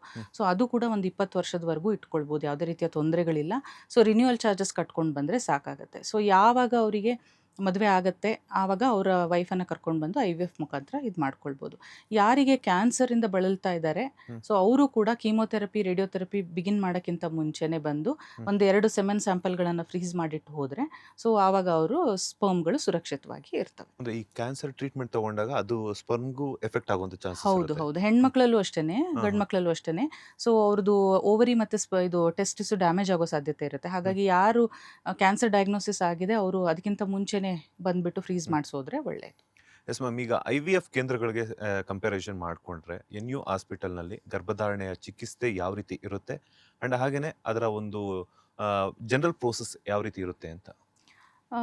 ಈಗ ಬೇರೆ ಆಸ್ಪತ್ರೆಗಳಿಗೆ ಕಂಪೇರ್ ಮಾಡಿದ್ರೆ ಇಲ್ಲಿ ನಾವು ಬರ್ತಿದ್ದಂಗೆ ನಾವು IVF ಅಂತ ಹೇಳೋದಿಲ್ಲ. ನಾವು ಕಪಲ್ನ ಕರೆಕ್ಟಾಗಿ ಅಸೆಸ್ಮೆಂಟ್ ಮಾಡ್ತೀವಿ. ಸೊ ಏನು ತೊಂದರೆ ಇದೆ, ಎಲ್ಲಿ ಪ್ರಾಬ್ಲಮ್ ಆಗಿದೆ, ಬೇರೆ ಕಡೆ ಮಾಡಿದ್ದನ್ನೇ ಅದನ್ನೇ ನಾವು ರಿಪೀಟ್ ಮಾಡಿದ್ರೆ ಅದಕ್ಕೆ ಉತ್ತರಗಳು ಖಂಡಿತ ಸಿಗೋದಿಲ್ಲ. ಸೊ ಎಲ್ಲಿ ತೊಂದರೆಗಳಾಗಿದೆ ಆ ಮಿಸ್ಸಿಂಗ್ ಲಿಂಕನ್ನು ಹುಡುಕಬೇಕು. ಎಲ್ಲೋ ಏನೋ ಒಂದು ಬಿಟ್ಟು ಹೋಗ್ಬಿಟ್ಟಿರುತ್ತೆ, ಯಾವುದೋ ಒಂದು ಇಂಪಾರ್ಟೆಂಟ್ ಟೆಸ್ಟ್ ಬೇಕಾಗಿರುತ್ತೆ, ಅದನ್ನೇ ಮಾಡಿಸಿರೋದಿಲ್ಲ. ಸುಮ್ಮನೆ ಅವ್ರಿಗೆ ಟ್ಯಾಬ್ಲೆಟ್ ಮೇಲೆ ಟ್ಯಾಬ್ಲೆಟ್ ಕೊಟ್ಟು ಹಿಂಗೆ ಟ್ರೀಟ್ಮೆಂಟ್ ನಡೆದಿರುತ್ತೆ. ಸೊ ಹಾಗಾಗಿ ನುರಿತ ವೈದ್ಯರಿಂದ ಅದು ಕನ್ಸಲ್ಟೇಷನ್ ಕರೆಕ್ಟಾಗಿ ಆಗಬೇಕು ಮತ್ತು ಅದು ಎಲ್ಲಿ ಮಿಸ್ಸಿಂಗ್ ಲಿಂಕ್ ಇದೆ ಅದನ್ನ ಹುಡುಕಿ ಕರೆಕ್ಟ್ ಟೆಸ್ಟ್ಗಳನ್ನು ಮಾಡಿಸ್ಬೇಕು. ಸೊ ಅದ್ರ ಪ್ರಕಾರವಾಗಿ ಟ್ರೀಟ್ಮೆಂಟನ್ನು ಪ್ಲ್ಯಾನ್ ಮಾಡಲಾಗುತ್ತೆ. ಜನರಲ್ಲಾಗಿ ಎಲ್ಲರಿಗೂ ಕೊಟ್ಟಂಗೆ ಟ್ರೀಟ್ಮೆಂಟ್ನ ಮಾಡೋಕ್ಕಾಗಲ್ಲ.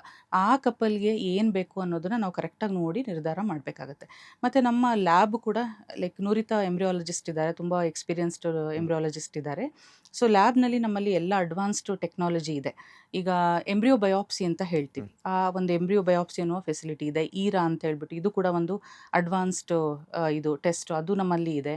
ಆಮೇಲೆ ನಮ್ಮಲ್ಲಿ ತುಂಬಾ ಕಲ್ಚರ್ ಮೀಡಿಯಾದಲ್ಲಿ ತುಂಬಾ ಅಡ್ವಾನ್ಸ್ಡ್ ಕಲ್ಚರ್ ಮೀಡಿಯಾಗಳಿದೆ, ಕಲ್ಚರ್ ಅಂತೆಲ್ಲ ಇದೆ. ಆಮೇಲೆ ಈಗ ನಾವು ಆರ್ಟಿಫಿಷಿಯಲ್ ಇಂಟೆಲಿಜೆನ್ಸ್ನ ಕೂಡ ನಾವು ಯೂಸ್ ಮಾಡ್ಕೊಳ್ತಾ ಇದ್ದೀವಿ ಈ ಒಂದು ಪ್ರಕ್ರಿಯೆಗೆ. ಹಾಗಾಗಿ ನಮ್ಮಲ್ಲಿ ಭ್ರೂಣಗಳ ಸೆಲೆಕ್ಷನ್ನು ತುಂಬ ಚೆನ್ನಾಗಿರುತ್ತೆ, ಕ್ವಾಲಿಟಿ ಚೆನ್ನಾಗಿ ಗೊತ್ತಾಗುತ್ತೆ. ಮತ್ತು ಎಂಬ್ರಿಯೋಸ್ಕೋಪ್ ಅದೆಲ್ಲ ಇರೋದ್ರಿಂದ ಹಾಗಾಗಿ ನಮ್ಮ ಎಂಬ್ರಿಯೋ ಸೆಲೆಕ್ಷನ್ ತುಂಬ ಚೆನ್ನಾಗಿರುತ್ತೆ. ಆಮೇಲೆ ನಮ್ಮಲ್ಲಿ ನುರಿತ ಆ್ಯಂಡ್ರಾಲಜಿಸ್ಟ್ ಇದ್ದಾರೆ. ಹಾಗಾಗಿ ನಿಮಗೆ wide variety of sexual problems ಇದ್ದರೆ ಕೂಡ ಅದು ಆ ಯೂರಾಲಜಿಸ್ಟಿಂದ ನಮಗೆ ಕರೆಕ್ಟಾಗಿ ಒಂದು ಟ್ರೀಟ್ಮೆಂಟ್ ಸಿಕ್ಬಿಟ್ರೆ, ಸೊ ನೀವು ನ್ಯಾಚುರಲಿ ಕೂಡ ಕನ್ಸೀವ್ ಆಗಲಿಕ್ಕೆ ಒಂದು ಸಹಾಯ ಆಗುತ್ತೆ. ಸೊ ಹಾಗಾಗಿ ತುಂಬಾ ಅಡ್ವಾನ್ಸ್ಡ್ ಟ್ರೀಟ್ಮೆಂಟ್ ಫೆಸಿಲಿಟೀಸು ಇದೆ ನಮ್ಮಲ್ಲಿ. ಆಫ್ಟರ್ ಡೆಲಿವರಿ ನಂತರ ಸಾಕಷ್ಟು ಜನ ಹೆಣ್ಮಕ್ಳು ದಪ್ಪ ಆಗ್ಬಿಡ್ತಾರೆ. ಸೊ ಇದು IVFನಿಂದನೂ ಅಷ್ಟೇ ಅಲ್ಲ, ಕಾಮನ್ ಆಗಿ ಇವಾಗ ನಾರ್ಮಲ್ ಡೆಲಿವರಿ ಆಗಿಲ್ಲ ಅಂದರೂ ಕೂಡ ಅಥವಾ ಸಿಸೇರಿಯನ್ ಆದರೂ ಕೂಡ ಹೆವಿ ಆಗುತ್ತೆ, ಹೆವಿ ವೆಯ್ಟ್ ಗೇನ್ ಆಗ್ತಾರೆ ಅನ್ನುವಂಥದ್ದು IVFನಿಂದನೂ ಆಗುತ್ತಾ ಅಂತ? IVF ಇಂದ ಪ್ರೆಗ್ನೆನ್ಸಿ ಆಗೋವರೆಗೆ ಒಂದು ಹಂತದ ಜರ್ನಿ ಆದರೆ, ಪ್ರೆಗ್ನೆನ್ಸಿ ಆದಮೇಲೆ ಡೆಲಿವರಿವರೆಗೆ ಇನ್ನೊಂದು ಹಂತದ ಜರ್ನಿ. ಸೊ ಅದು IVF ಮೇಲೆ ಅವಲಂಬಿತವಾಗಿರಲ್ಲ.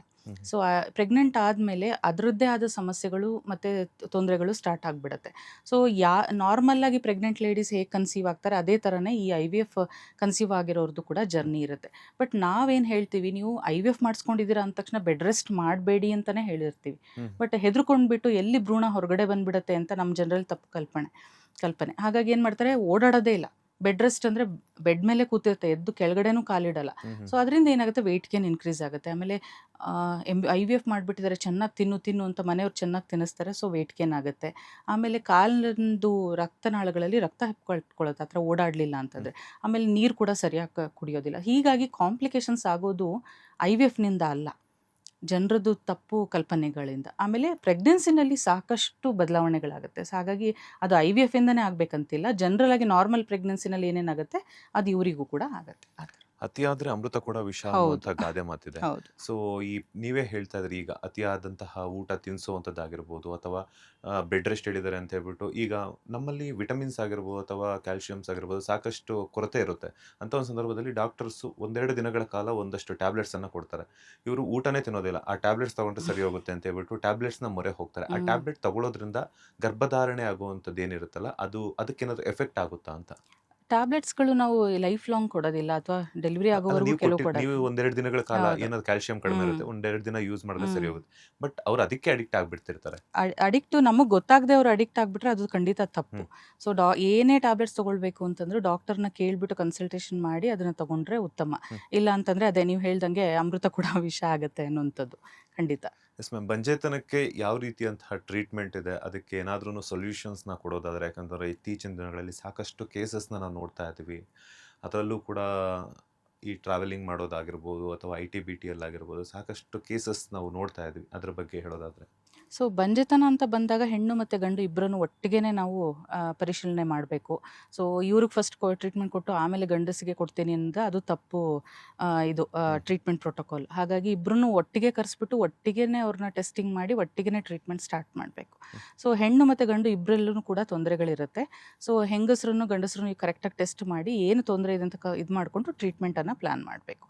ಈಗ ಓವ್ಯುಲೇಷನ್ ಇಂಡಕ್ಷನ್ ಅಂತ ಒಂದು ಟ್ರೀಟ್ಮೆಂಟ್ ಇದೆ. ಇದರಲ್ಲಿ ನಾವು ಕೇವಲ ಮೊಟ್ಟೆ ಬರುವಂತಹ ಟ್ಯಾಬ್ಲೆಟ್ಸ್ಗಳನ್ನು ಕೊಟ್ಟು ಓವ್ಯುಲೇಷನ್ ಮಾಡಿಸಿ ನೀವು ನ್ಯಾಚುರಲ್ ಆಗಿ ಲೈಂಗಿಕ ಕ್ರಿಯೆ ಮನೆಯಲ್ಲಿ ಮಾಡಿ ಅಂತ ಬಿಟ್ಟು ಹೇಳ್ತೀವಿ.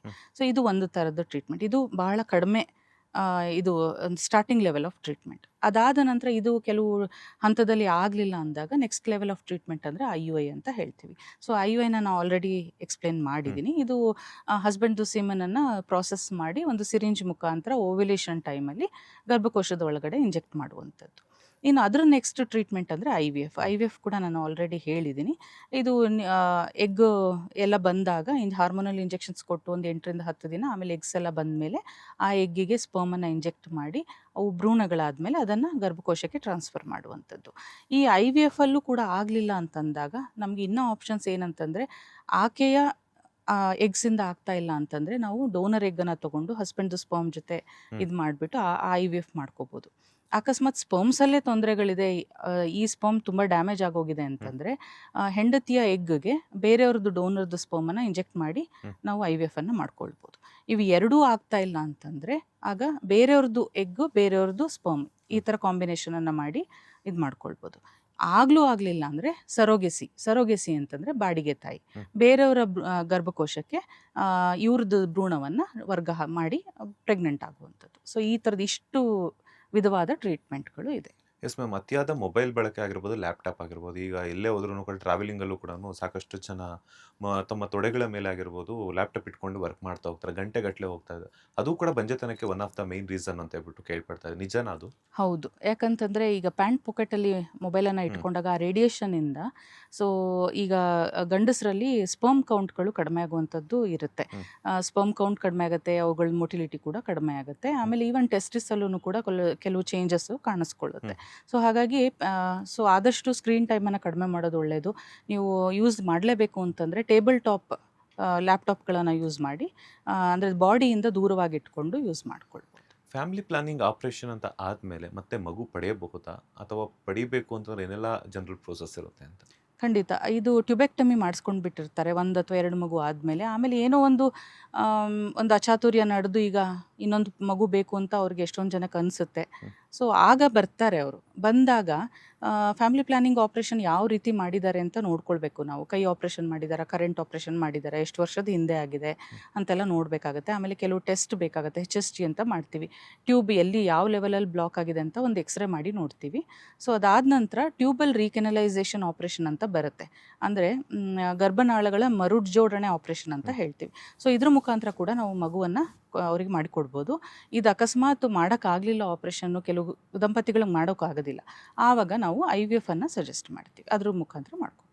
ಈಗ ಮಾತಾಡ್ತಾ ಗರ್ಭನಾಳಗಳ ಬಗ್ಗೆ ಮಾತಾಡ್ತಾ ಇದ್ರಿ. ಗರ್ಭನಾಳಗಳು ಕೂಡ ಬ್ಲಾಕ್ ಆಗುತ್ತೆ ಅಂತ ಹೇಳ್ಬಿಟ್ಟು ಒಂದಷ್ಟು ಇನ್ಫಾರ್ಮೇಷನ್ ಇದೆ, ಅದ್ರ ಬಗ್ಗೆ ಹೇಳೋದಾದ್ರೆ? ಈಗ ಗರ್ಭನಾಳಗಳು ಬ್ಲಾಕ್ ಆಗುತ್ತೆ ಅಂತಂದರೆ ಒಂದು ಅಕಸ್ಮಾತು ಗರ್ಭನಾಳಗಳದ ಸುತ್ತ ಇರ್ತಕ್ಕಂತಹ ಮಾಂಸಗಳು ತುಂಬ ಗಟ್ಟಿಯಾಗಿ ಸ್ಪ್ಯಾಸಮ್ ಹೊಟ್ಟೋಗ್ಬಿಟ್ಟಿದ್ರೆ ಆವಾಗ ಕೂಡ ಬ್ಲಾಕ್ ಆದಂಗೆ ಅನಿಸುತ್ತೆ. ಬಟ್ ಅದು ಮತ್ತೆ HSG ರಿಪೀಟ್ ಮಾಡಿ ನೋಡಿದಾಗ ಅದು ಓಪನ್ ಆಗಿ ಕಾಣಿಸ್ಕೊಳ್ಳುತ್ತೆ. ಸೊ ಇನ್ನೊಂದು ರೀಸನ್ ಏನಂತಂದರೆ ಗರ್ಭಕೋಶದ ಒಳಗಡೆ ಗರ್ಭನಾಳಗಳ ಓಪನಿಂಗ್ ಹತ್ರ ಒಂದು ಪೊರೆ ಥರ ಬೆಳ್ಕೊಂಡ್ಬಿಟ್ಟಿರುತ್ತೆ. ಸೊ ಆವಾಗಲೂ ಕೂಡ ಬ್ಲಾಕ್ ಆಗೋ ಚಾನ್ಸಸ್ ಇರುತ್ತೆ. ಇನ್ನೊಂದು ಪಾಲಿಪ್ ಅಂತ ಹೇಳ್ತೀವಿ. ಆ ಪಾಲಿಪು ಈಗ ಗರ್ಭಕೋಶದ ಒಳಪದ್ರ ತುಂಬ ದಪ್ಪ ಆಗಿ ಅದು ದುರ್ಮಾಂಸದ ಥರ ಆ ಬ್ಲಾಕ್ ಎಂಟ್ರೆನ್ಸನ್ನು ಬ್ಲಾಕ್ ಮಾಡುತ್ತೆ. ಸೊ ಆವಾಗ ಕೂಡ ನಮಗೆ ಟ್ಯೂಬಲ್ ಬ್ಲಾಕು ಕಾಣಿಸ್ಕೊಳ್ಳುತ್ತೆ. ಇನ್ನೊಂದು ಏನಂತಂದರೆ ಇನ್ಫೆಕ್ಷನ್ನಿಂದ ಟ್ಯೂಬಕ್ಲೋಸಿಸ್ ಇರ್ಬೋದು ಅಥವಾ ಸೆಕ್ಷುಲಿ ಟ್ರಾನ್ಸ್ಮಿಟೆಡ್ ಇರ್ಬೋದು ಅಥವಾ ಬೇರೆ ಯಾವ್ದಾದ್ರು ಬ್ಯಾಕ್ಟೀರಿಯಲ್ ಇನ್ಫೆಕ್ಷನಿಂದ ಕೂಡ ಕೆಟ್ಟ ನೀರು ಫೆಲೋಪಿಯನ್ ಟ್ಯೂಬ್ ಒಳಗಡೆ ತುಂಬ್ಕೊಂಡ್ಬಿಟ್ಟು ಬ್ಲಾಕೇಜ್ ಆಗುವ ಚಾನ್ಸಸ್ ಇರುತ್ತೆ. ಇನ್ನೊಂದು ಕಾಮನ್ ರೀಸನ್ ಅಂದರೆ ಎಂಡೋಮೆಟ್ರಿಯೋಸಿಸಲ್ಲಿ ನಾಳಗಳ ಸುತ್ತಮುತ್ತ ಪೊರೆ ಥರ ಬೆಳ್ಕೊಂಡು ಅದು ಬೇರೆ ಆರ್ಗನ್ಸ್ಗೆ ಅಟ್ಯಾಚ್ ಆಗಿಬಿಟ್ಟು ಬ್ಲಾಕೇಜ್ ಆಗುತ್ತೆ. ಎಸ್ ಮ್ಯಾಮ್, ಈಗ ರಾಜಾಜಿನಗರದಲ್ಲಿರುವಂಥ ನ್ಯೂ ಹಾಸ್ಪಿಟಲ್ಲು, ಏಕೆಂದರೆ ಸುಮಾರು ದೂರದಿಂದ ಬರ್ತಾರೆ, ಎಲೆಕ್ಟ್ರಾನಿಕ್ ಸಿಟಿ ಆಗಿರ್ಬೋದು ಅಥವಾ ಬೇರೆ ಬೇರೆ ಕಡೆ ಇರ್ತಾರೆ. ಸೊ ಬೇರೆ ಬೇರೆ ಬ್ರಾಂಚಸ್ ಏನಾದರೂ ಇದೆಯಾ? ಅದು ಬಿಟ್ಟು ಓವರ್ ಆಲ್ ಕರ್ನಾಟಕದಲ್ಲಿ ಬೇರೆ ಕಡೆ ಏನಾದರೂ ನಿಮ್ಮ ಬ್ರಾಂಚ್ ಇದೆಯಾ ಅಂತ? ರಾಜಾಜಿನಗರಲ್ಲಿ ನಮ್ಮದು ಫುಲ್ ಫ್ಲೆಜ್ಡ್ ಫರ್ಟಿಲಿಟಿ ಯೂನಿಟ್ ಇದೆ. ಸೊ ಅದು ಬಿಟ್ಟರೆ ನಮಗೆ ಪದ್ಮನಾಭನ್ ನಗರದಲ್ಲೂ ನಮ್ಮದು ಒಂದು ಶಾಖೆ ಇದೆ. ಆಮೇಲೆ ಶಿವಮೊಗ್ಗದಲ್ಲಿದೆ. ಆಮೇಲೆ ತಮಿಳ್ನಾಡಲ್ಲಿ ಅಂಬೂರ್ ಅಂತ ಅಲ್ಲಿ ಕೂಡ ಇದೆ. ಮತ್ತು ಮಾಲ್ಡೀವ್ಸ್ನಲ್ಲಿ ಒಂದಿದೆ. ಮತ್ತು ಈಗ ನಮಗೆ ಇನ್ನು 1 ತಿಂಗಳಲ್ಲಿ ನಾವು ಹೊಸ ಶಾಖೆಯನ್ನು ತೆರೀತಾ ಇದ್ದೀವಿ. ಅದು ನಮ್ಮ ಬೆಂಗಳೂರಿನಲ್ಲೇ ಮಿಷನ್ ರೋಡ್ನಲ್ಲಿ. ಅದು ಕೂಡ ಒಂದು ಸುಸಜ್ಜಿತವಾದ ಒಂದು ಆಸ್ಪತ್ರೆ. ಅದರಲ್ಲಿ ಕೂಡ ಎಲ್ಲ ಫೆಸಿಲಿಟಿ ಸಿಗುತ್ತೆ. ಸೊ ಅಲ್ಲಿ ಕೂಡ ಯಾರು ಸೆಂಟ್ರಲ್ ಬ್ಯಾಂಗ್ಳೂರಿನಲ್ಲಿ ಇರ್ತಕ್ಕಂಥವ್ರು ಅಲ್ಲಿ ಹೋಗಿ ಅಪ್ರೋಚ್ ಮಾಡ್ಬೋದು. ಟೈಮಿಂಗ್ಸ್ ಏನಿದೆ ಮೇಡಮ್? ಟೈಮಿಂಗ್ಸು ಈಗ ಫರ್ಟಿಲಿಟಿ ಅಂತ ಬರೋದಾದರೆ ಈಗ 9 ಗಂಟೆಯಿಂದ 6 ಗಂಟೆ ತನಕ ಇರುತ್ತೆ. ಸೊ ಅಕಸ್ಮಾತ್ ಎಮರ್ಜೆನ್ಸಿ ಬೇರೆ ಏನಾದರೂ ಬೇಕು ಅಂದರೆ ನಮ್ಮದು 24/7 ಹಾಸ್ಪಿಟಲ್ ಇದು. Yes ma'am, thank you so much. ಸಾಕಷ್ಟು ವಿಚಾರಗಳನ್ನು ತಿಳಿಸ್ಕೊಟ್ರಿ. ಹೆಣ್ಮಕ್ಳು ಮೆಚ್ಯೂರ್ಡ್ ಆದಾಗಿಂದನೂ ಹಿಡಿದ್ಬಿಟ್ಟು IVF ತನಕನೂ ಕೂಡ ಅದರೊಟ್ಟಿಗೆ ಬಂಜೆತನದ ಬಗ್ಗೆನೂ ಕೂಡ ಸಾಕಷ್ಟು ಸೊಲ್ಯೂಷನ್ಸನ್ನು ಕೊಟ್ರಿ. ಧನ್ಯವಾದಗಳು. NU ಹಾಸ್ಪಿಟಲ್ ಮತ್ತಷ್ಟು ಬ್ರಾಂಚಸ್ಸನ್ನು ಓಪನ್ ಆಗಲಿ, ನಿಮ್ಮ ಸೇವೆನೂ ಕೂಡ ಸಾಕಷ್ಟು ಜನರಿಗೆ ತಲುಪುವಂಥದ್ದಾಗಲಿ. ಧನ್ಯವಾದಗಳು. Thank you. ಎಸ್, ನೋಡಿದ್ರಲ್ಲ ವೀಕ್ಷಕರೇ, ಇದಾಗಿತ್ತು NU ಹಾಸ್ಪಿಟಲ್ನಲ್ಲಿ ಫರ್ಟಿಲಿಟಿ ಕನ್ಸಲ್ಟೆಂಟ್ ಆಗಿ ಕೆಲಸ ಮಾಡ್ತಾ ಸಾಕಷ್ಟು ಜನರಿಗೆ ತಮ್ಮ ಒಂದು ಸೇವೆಯನ್ನು ಸಲ್ಲಿಸ್ತಾ ಇರುವಂತಹ ಡಾಕ್ಟರ್ ಸ್ನೇಹ ಅವರ ಮಾತು ಇದಾಗಿತ್ತು. ಮತ್ತಷ್ಟು ಇಂಟ್ರೆಸ್ಟಿಂಗ್ ಇಂಟರ್ವ್ಯೂಸ್ನೊಂದಿಗೆ ಮತ್ತೆ ಸಿಗ್ತೀನಿ. ಅಲ್ಲಿವರೆಗೂ ನೋಡ್ತಾನೆ ಇರಿ ಡಾಕ್ಟರ್ ಬಾಸ್ ಕನ್ನಡ. ಧನ್ಯವಾದಗಳು. ಲೇಟೆಸ್ಟ್ ಹಾಗೂ ಇಂಟ್ರೆಸ್ಟಿಂಗ್ ಸುದ್ದಿಗಳಿಗಾಗಿ ಬಾಸ್ ಟಿವಿ ಕನ್ನಡ ಚಾನೆಲ್ನ ಸಬ್ಸ್ಕ್ರೈಬ್ ಮಾಡಿ. ಹಾಗೆಯೇ ಬೆಲ್ ಐಕಾನ್ ಪ್ರೆಸ್ ಮಾಡಿ. ಇದರ ಜೊತೆಗೆ ಫೇಸ್ಬುಕ್, ಇನ್ಸ್ಟಾಗ್ರಾಮ್, ಎಕ್ಸ್ನಲ್ಲೂ ಮಿಸ್ ಮಾಡದೆ ಫಾಲೋ ಮಾಡಿ.